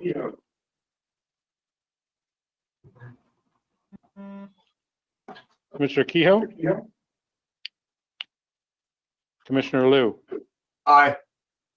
Commissioner Martinez? Aye. Mr. Tavaloni? Chair Norton? Aye. Chair, we only had five affirmative votes on that one. Okay, so we'll hold this until our other commissioners return. Douglas? Yeah. Okay. We'll come back to this when our other commissioners come back. With that, let's go to item 61 as item 66 has been withdrawn. John, are you ready for us with item 67? Yes. Good morning, commissioners. Item 67 is an action item to amend the 2020 shop. As noted on the change list, project number 30 on 2.1A1A has been withdrawn. So with that change, these amendments will revise projects and add a total of 29 new projects to the 2020 shop. And of the 29 new projects, 25 of those are emergency projects and 4 of those are safety projects. And so staff has reviewed these amendments and finds that they are consistent with the shop guidelines as well as with the commission adopted transportation asset management plan and recommends approval of this item. Well, thank you very much. We have no public comment on this item. And commissioners, do you have any comments on this item? Oh, Chair Norton, I do have a comment, but I'm a little afraid to say it, as you know, because I shared it with you. On this shop item on page 5, item 11 here, it uses the, I'm opening a can of worms. I don't even know. This is the first time it's come up as a commissioner. It uses the term manholes. And I just think that probably a gender neutral term is more appropriate, but I don't know if we've come up against this before. So someone please tell me if this this can of worms is something we shouldn't touch with a 10-foot pole. If not, I would prefer something like maintenance holes, or sewer holes, or sewer access sites, or something more gender neutral. Sorry about that. Covers. John, like to respond? Yeah, if you would like. I can jump in real quick. We can talk with Caltrans and FHWA and see if there's perhaps another option to come up with a term that will be understood in the industry. I certainly would not want to discourage anybody to take up a career which involves going into a sewer based on their gender. That is very thoughtful of you all. Commissioner Davis? Yeah, Mitch, I think as you talk to the industry, see if there's something they've come up with, so that when they're reading documents, people don't get confused over what we're talking about here, because I think it might be one thing it might be an area where nobody's actually offended that we're calling it what we're calling it, because it's having been in many of them, you're not missing out on anything. Well, thank you very much. And with that, do we have a motion to approve item 67? So moved. Second, Martinez. Thank you, Commissioner Eager. Okay, so Commissioner Eager moves, Commissioner Martinez seconds. Douglas, can you please read the roll? Commissioner Alvarado. Yes, sir. Thank you. Commissioner Burke. Aye. Mr. Davis. Aye. Mr. Eager. Aye. Mr. Guardino. Commissioner Inman. Commissioner Kehoe. Aye. Commissioner Liu. A gender neutral aye. Commissioner Martinez. Commissioner Tavaloni. Chair Norton. Aye. Chair, the item is approved. Thank you. And we'd like to revisit, now that we have commissioners back, items 62 through 65. It was a motion made by Martinez and Eager. Douglas, could you please read the roll? So I'll read the folks who are absent, and we can see if they want to vote. Commissioner Alvarado. Yes. Commissioner Burke. Aye. Commissioner Guardino. Commissioner Inman. Commissioner Kehoe. Aye. Commissioner Tavaloni. Chair, the item is now approved. Okay, great. 8 votes. Thank you. Now we'll move on to item 68, the update on the 2021 Active Transportation Program. Beverly? Good morning, Commissioners. Item 68 is an information item on the status of the 2021 Active Transportation Program, which is the program's 5th cycle. Project applications were due by September 15th, and we received 454 applications. This is about 100 fewer applications than we received in Cycle 4. However, the funding request is slightly higher than Cycle 4 at $2.3 billion compared to the $2.2 billion requested in Cycle 4. According to our fund estimate, we have $446 million available for Cycle 5. Overall, the projects are worth $3.4 billion as compared to the $3.1 billion in Cycle 4. The average ATP funding request is $4.9 million as compared to $4 million in Cycle 4. This is part of an overall trend that we're seeing across the cycles of projects getting larger. This cycle, 59 applications requested over $10 million. Together, these 59 applications requested about $1 billion in funding, which is about 44% of the requested funds. 403 out of the 454 applications benefit a disadvantaged community with a total of $2.1 billion in ATP funding requests, or about 93% of the requested funds. In Cycle 4, about 87% of the requested ATP funds benefited a disadvantaged community. However, ultimately, 98% of the programmed funds ended up benefiting a disadvantaged community. Regionally, we received applications from 47 of the 58 from agencies within 47 of the 58 counties in California. We received 220 applications from Northern California and 234 applications from Southern California. 90 applications are eligible for the small urban and rural component of the program, and the remaining 364 applications are eligible for the Metropolitan Planning Organization component. 50 evaluator teams consisting of 2 members each evaluated the applications. Consensus scores were due to the Commission on November 3rd.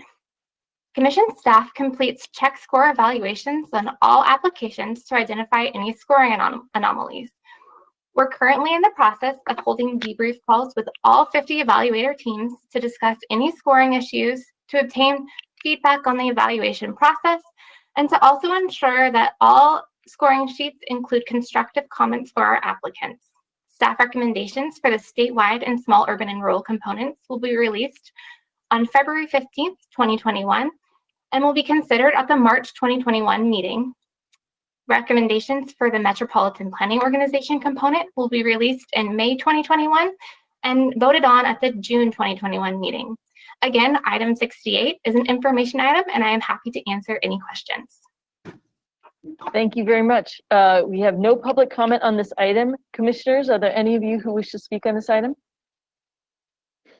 I did want to make a note of the fact that our annual report does speak to the fact that we recognize that this was 5 times oversubscribed and that we are seeking additional funds throughout the state to look for ways to fulfill some of the requests that have been coming in.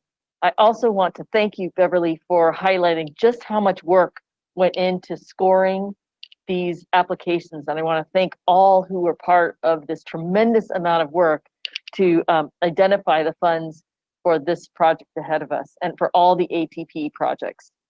Thank you very much. And with that, I'd like to move to item 69. Madam Chair, if I could, I just want to note that because it's so oversubscribed, and I agree with you that, I mean, the staff has done a wonderful job with the money we have to spend on this program. And Beverly, thank you for the presentation. The thing I'm concerned about is that because it's so oversubscribed so consistently, that we might be having applicants who are just giving up because they continue to submit proposals and not get funded. And Beverly noted a trend toward larger or more high dollar projects. And I think we just need to track all of this. And so that if we see a trend and we might need to take some kind of remedy to fix it, you know, in terms of small and urban and large and big projects and small projects and all those different things that might give us some indication of where the project, and forgive me since we just did a rail thing, may go off the rails. But thank you. I agree, and I think ultimately we're going to have to find more money for active transportation. Very important remark, Commissioner Liu. And yes, it is important that we have, as a commission, approved that we see that there needs to be more money identified. So thank you very much, Beverly. And with that, we'd like to move to item. I'm Yes? sorry, Chair Norton, forgive me, but I could not agree more with Commissioner Liu. This is so pent up because for a very long time, as many of us know, there really wasn't an organized place for active transportation funding in California. Legislation about 10 years ago combined a bunch of small programs into one so that we could try to be more impactful and more efficient with taxpayer dollars. And then, of course, Senate Bill 1, which so many of us worked to pass.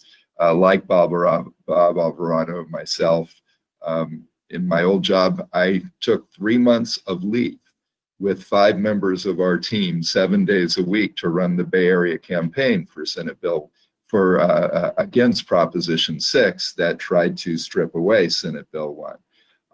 And ATP was one of the reasons why we did that, because Senate Bill 1 doubled the amount of funds for active transportation programs.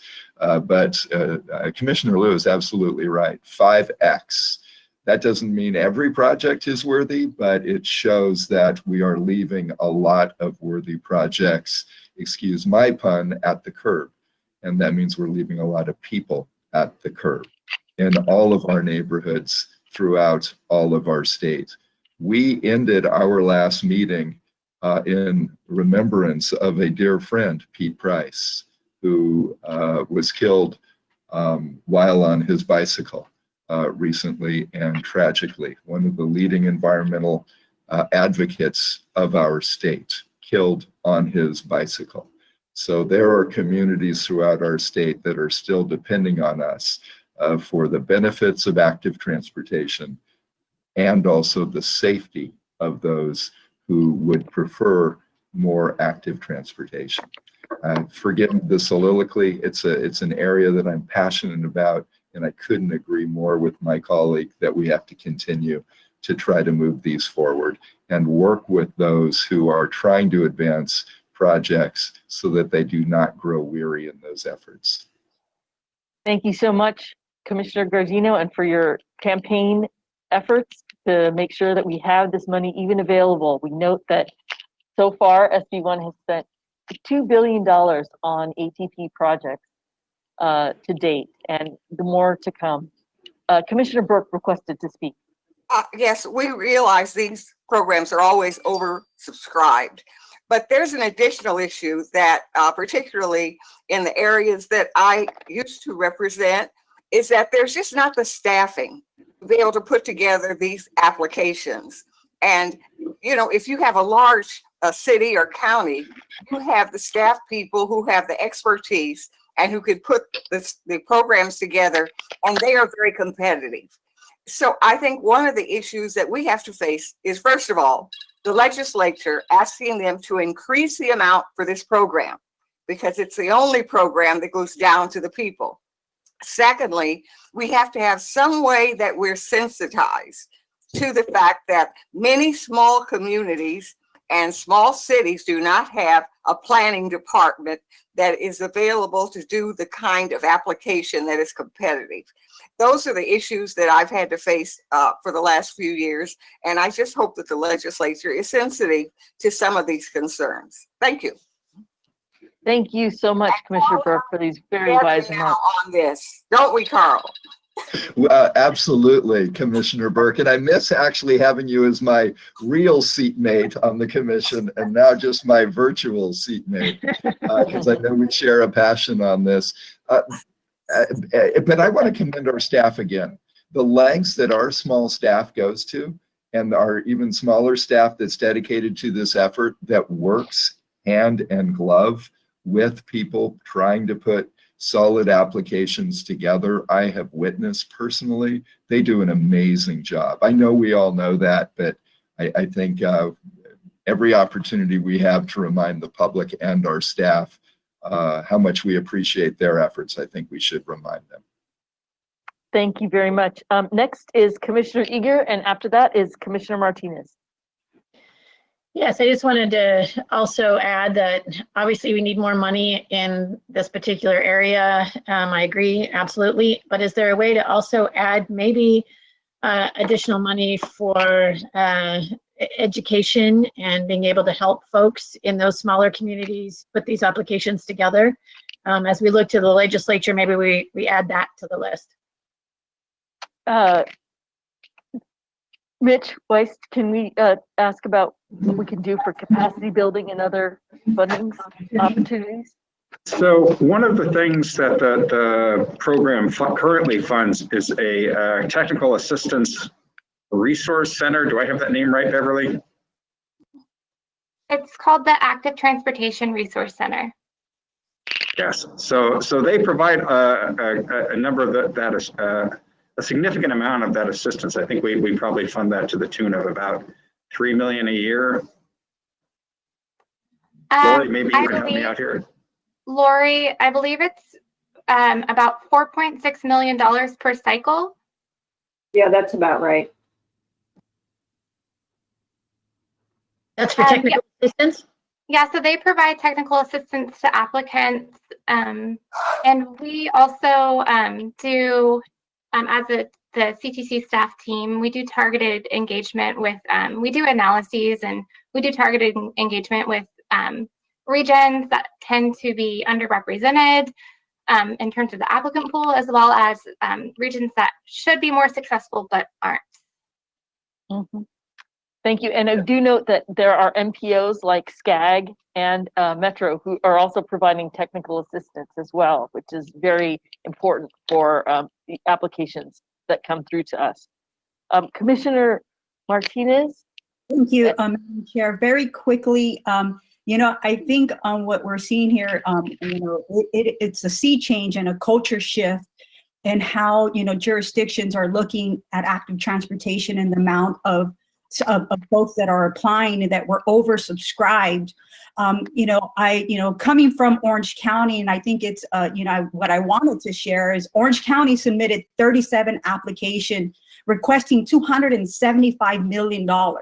Who would have ever thought that a county like Orange County, who has been predominantly focused on expanding its highways and its roads, that's been really the culture in Orange County. And I think over the years, you've seen a shift, and to see 37 applications and over $275 million being asked, that there is a shift in mentality and why biking and walking, a safety infrastructure is vital to creating place.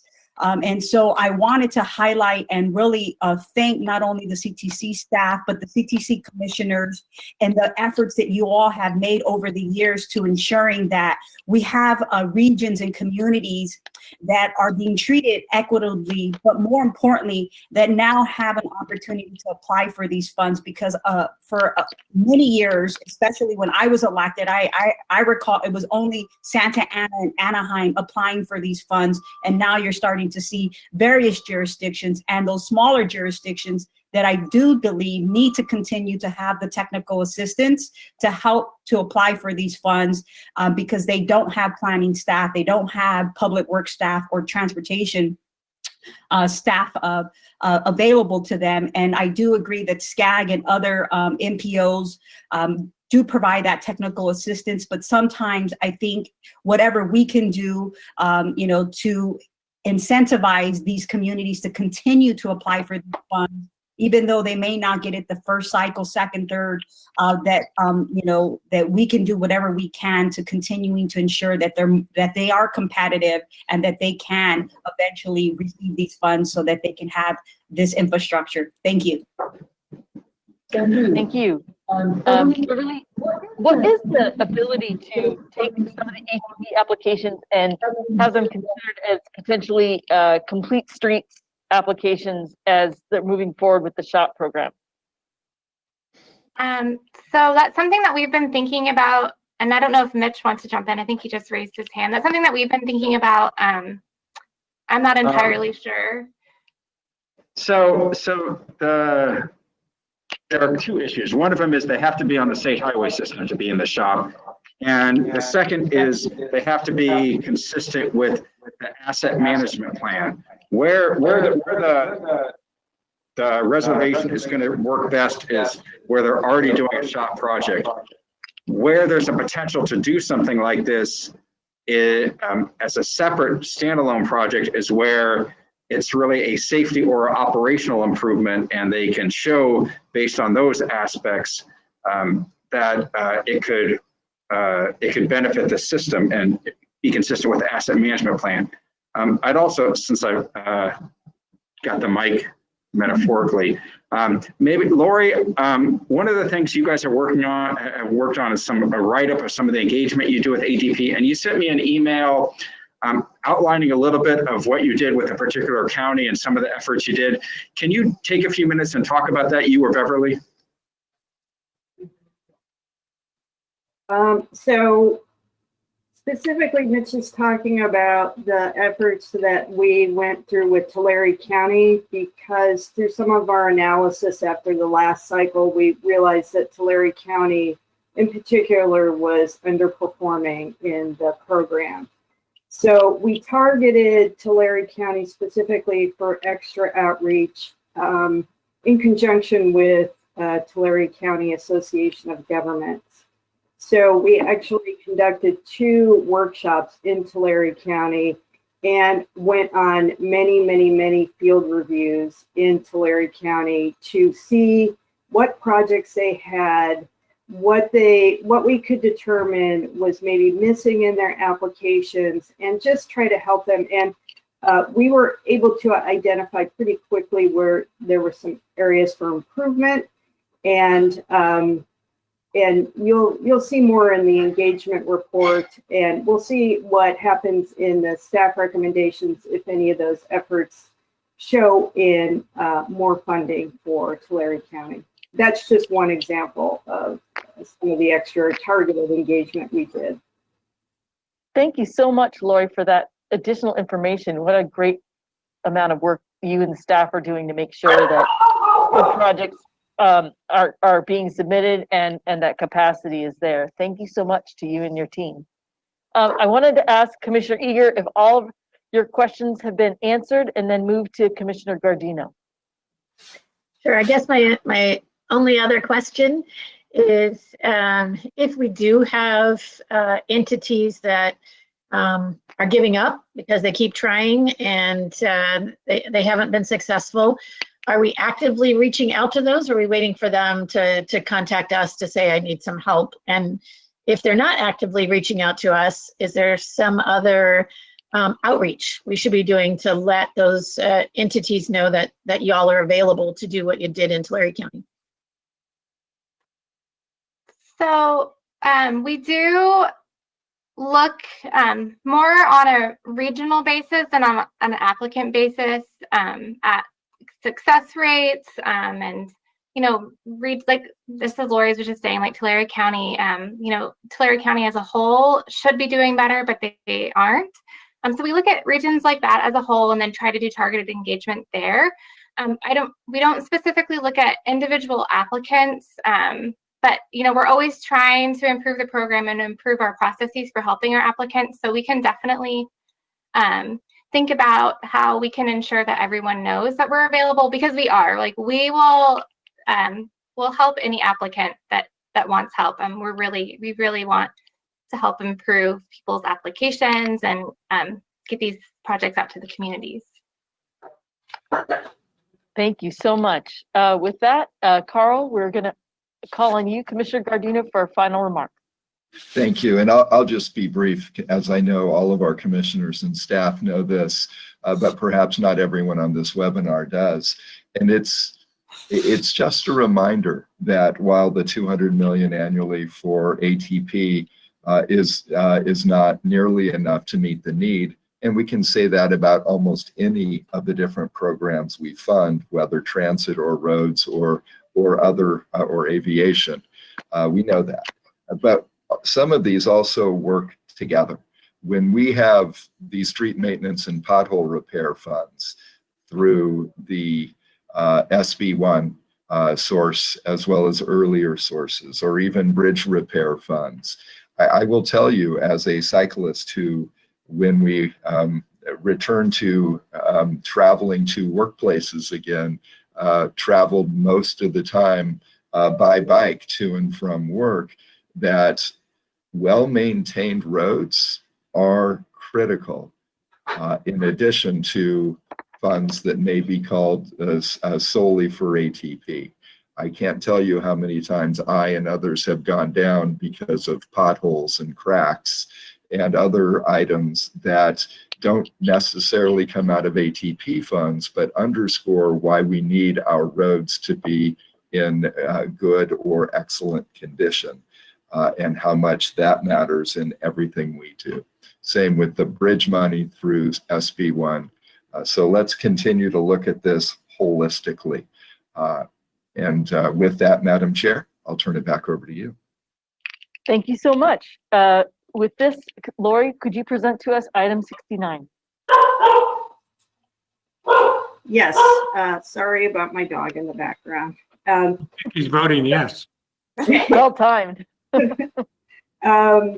So I will just add one thing to what Beverly said about our engagement, and you'll see this when you see our engagement report. We, to respond to Commissioner Eager, anywhere anyone asked us to go look at projects or come talk to them, we went there in this last cycle. So you'll see how much of the state we covered.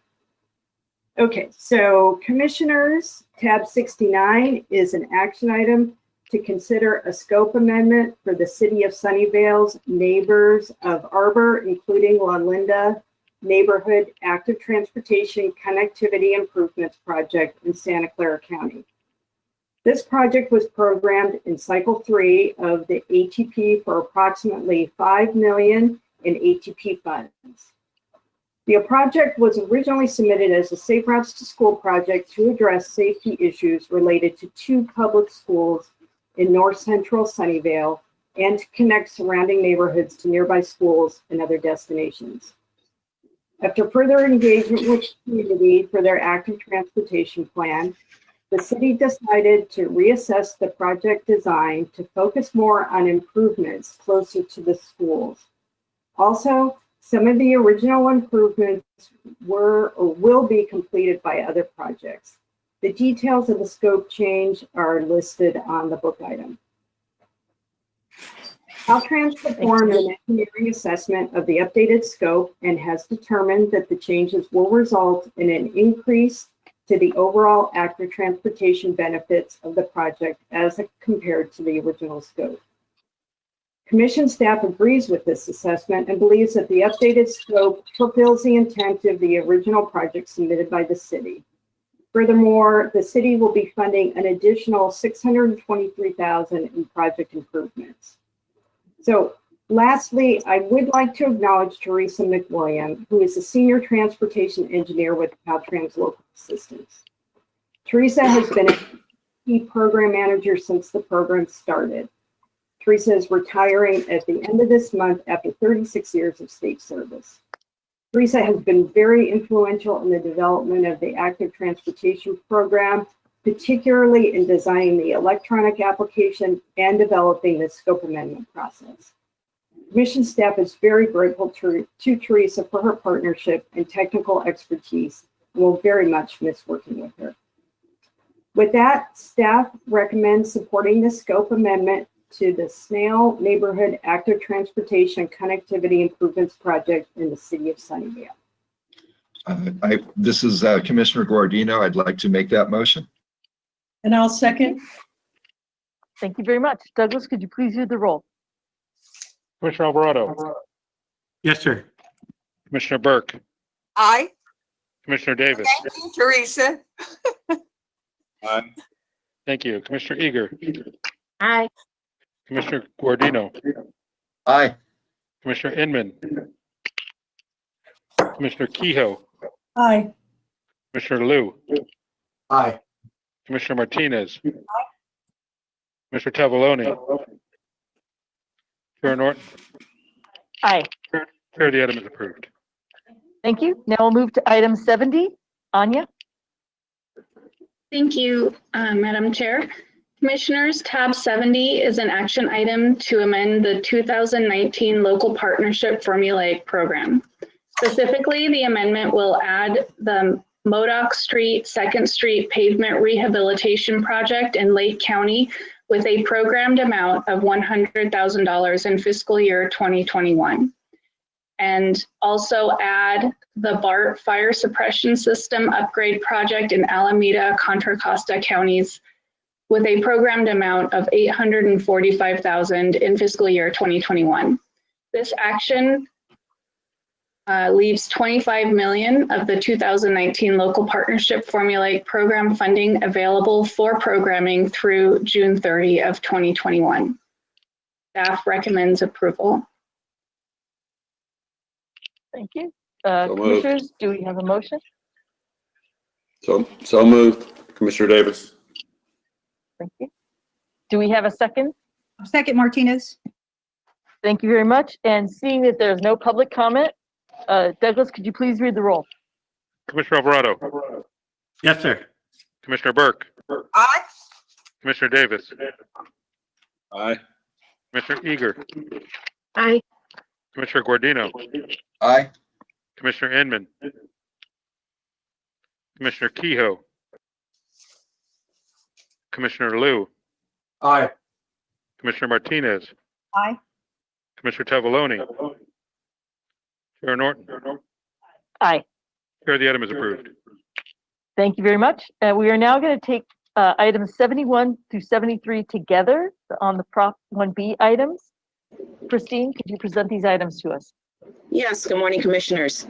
Tab 71, 72, and 73 are action items for the Proposition 1B Traffic Light Synchronization Program. Tab 71 is an action item to amend the Traffic Light Synchronization Program.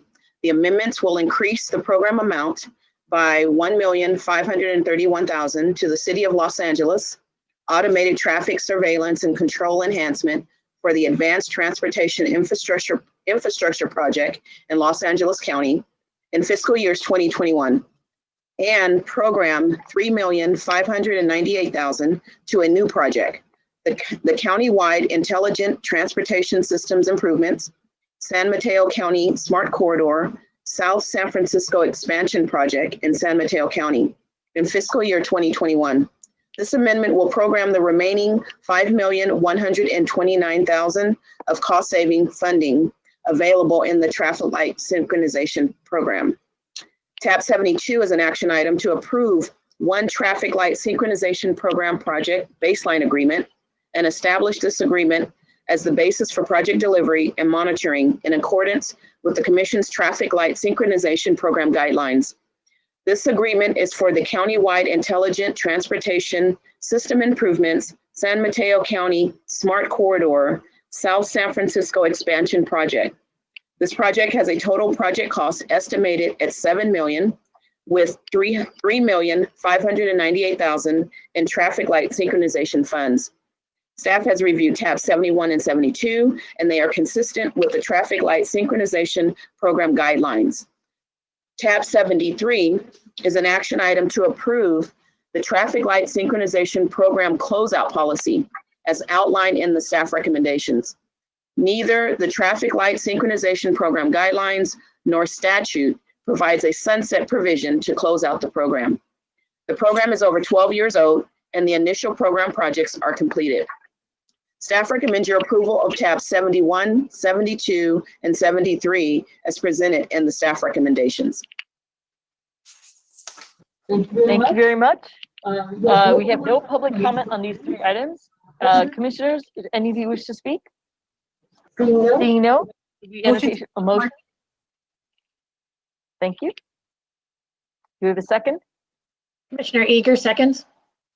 Thank you very much. Douglas, could you please read the roll on 71 through 73? Commissioner Alvarado?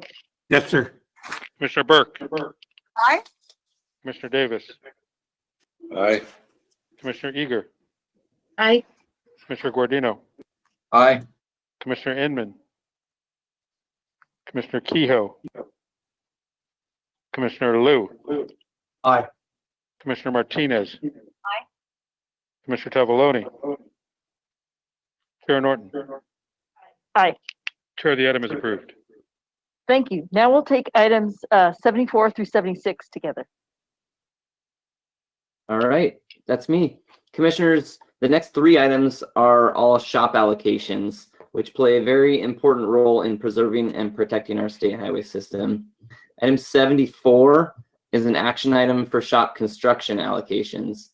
This item will allocate approximately $107 million for 15 shop projects. 4 of these 15 projects are focused on the primary asset classes, and these 4 projects will improve 4 bridges and 18 miles of pavement. And the remaining 11 projects will provide important safety, emergency, and operational improvements. Item number 75 is an action item for shop pre-construction allocations. This item will allocate approximately $54 million for 58 shop pre-construction phases for PNED, PS&E, and right-of-way support.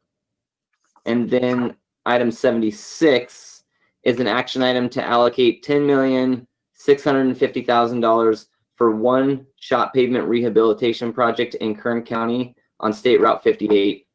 This allocation is a financial contribution only to Kern County as part of the relinquishment of the route, which was approved by the Commission earlier in this meeting under the consent calendar. Staff has reviewed all of these shop allocations and recommends approval of items 74, 75, and 76. Thank you very much, John.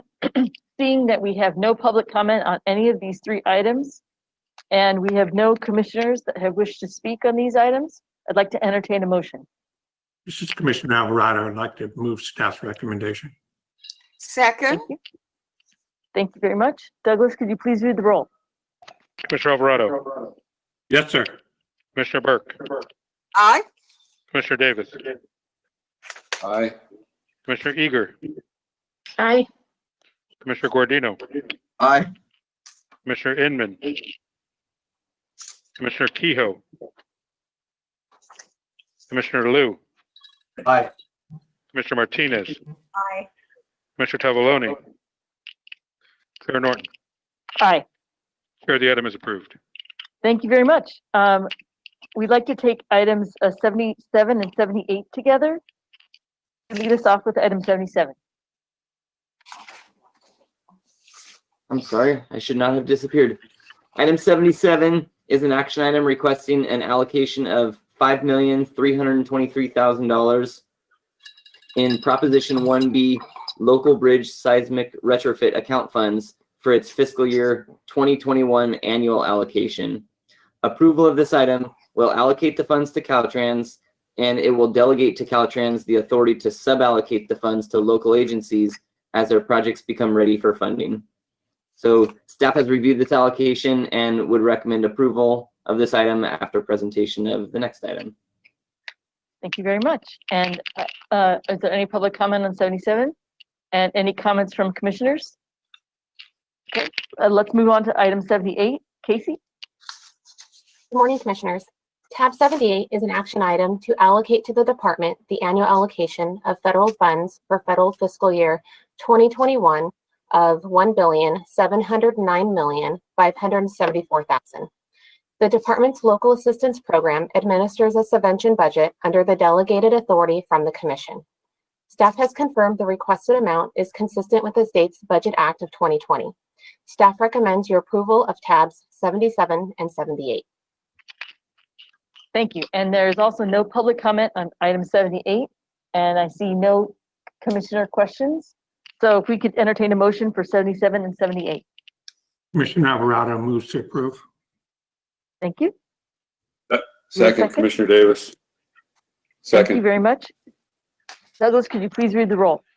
Commissioner Alvarado. Yes, sir. Commissioner Burke. Aye. Commissioner Davis. Aye. Commissioner Eager. Aye. Commissioner Guardino. Aye. Commissioner Inman. Commissioner Kehoe. Commissioner Liu. Aye. Commissioner Martinez. Aye. Commissioner Tavaloni. Chair Norton. Aye. Chair, the item is approved. Thank you very much. We are now going to take 79 through 85 together, and then after that, we are going to take a short break and resume at 11:30. So Teresa, can you please present items 79 through 85? Yes, Commissioner. Items 79 and 80 through 84 are STIP allocations. Tab 79 is a financial allocation request of $79,010,000 for two STIP projects on the state highway system in San Benito County and Los Angeles County. Under tab 80, this is STIP financial allocation request of $2,853,000 for a Route 19 intersection improvement in Santa Cruz County. Tab 81 is a STIP allocation for a locally administered STIP project off the state highway system. Actually, it's 5 locally administered STIP projects.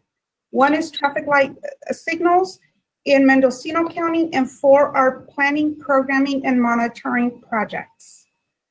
Item 82 is the STIP financial allocation advancement request for $10,058,000 for the Elantra Cartego Expressway Desert Tortoise Exclusion Fence Project. This project is the mitigation project for the Elantra Cartego project in Inyo County, and this mitigation project needs to occur prior to the pre-construction activities of the main project that will start in next fiscal year. Agenda item 83 This is also an action item, and this is a request for an adjustment of STIP shares to Humboldt County Regional Program and the Interregional Program. The commission approved a construction allocation of interregional and regional shares of $7,038,000 in March 2020. The contract was awarded in July 2020 with a $2.9 million in savings. Statute allows for the commission to adjust the allocation amount if the construction contract award amount is less than 80% of the engineer's estimate. The adjustment will be made proportionally to the regional and interregional shares.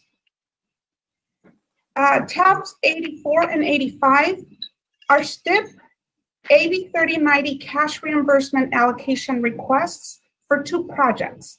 One is in San Mateo County for $4 million, and the second one is in San Bernardino County for $6 million. Staff has reviewed the request for items 79 through 85 and finds them consistent with STIP guidelines and the approved program. Staff recommends approval of items 79 through 85. Thank you very much, Lisa. And we have no public comment on any of these items. Commissioners, do you have any questions on any items before us? If not, we'd like to entertain a motion on items 79 through 85. Moved by Commissioner Liu. Thank you. Second by Commissioner Guardino. Thank you very much. And Douglas, could you please read?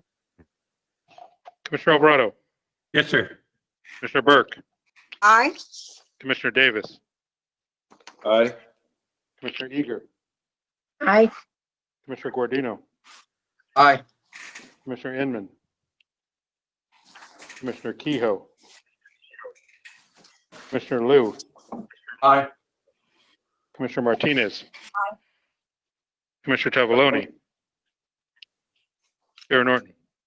Aye. Chair, the item is approved. Thank you very much. And with that, we'll take a short break and return at 11:30.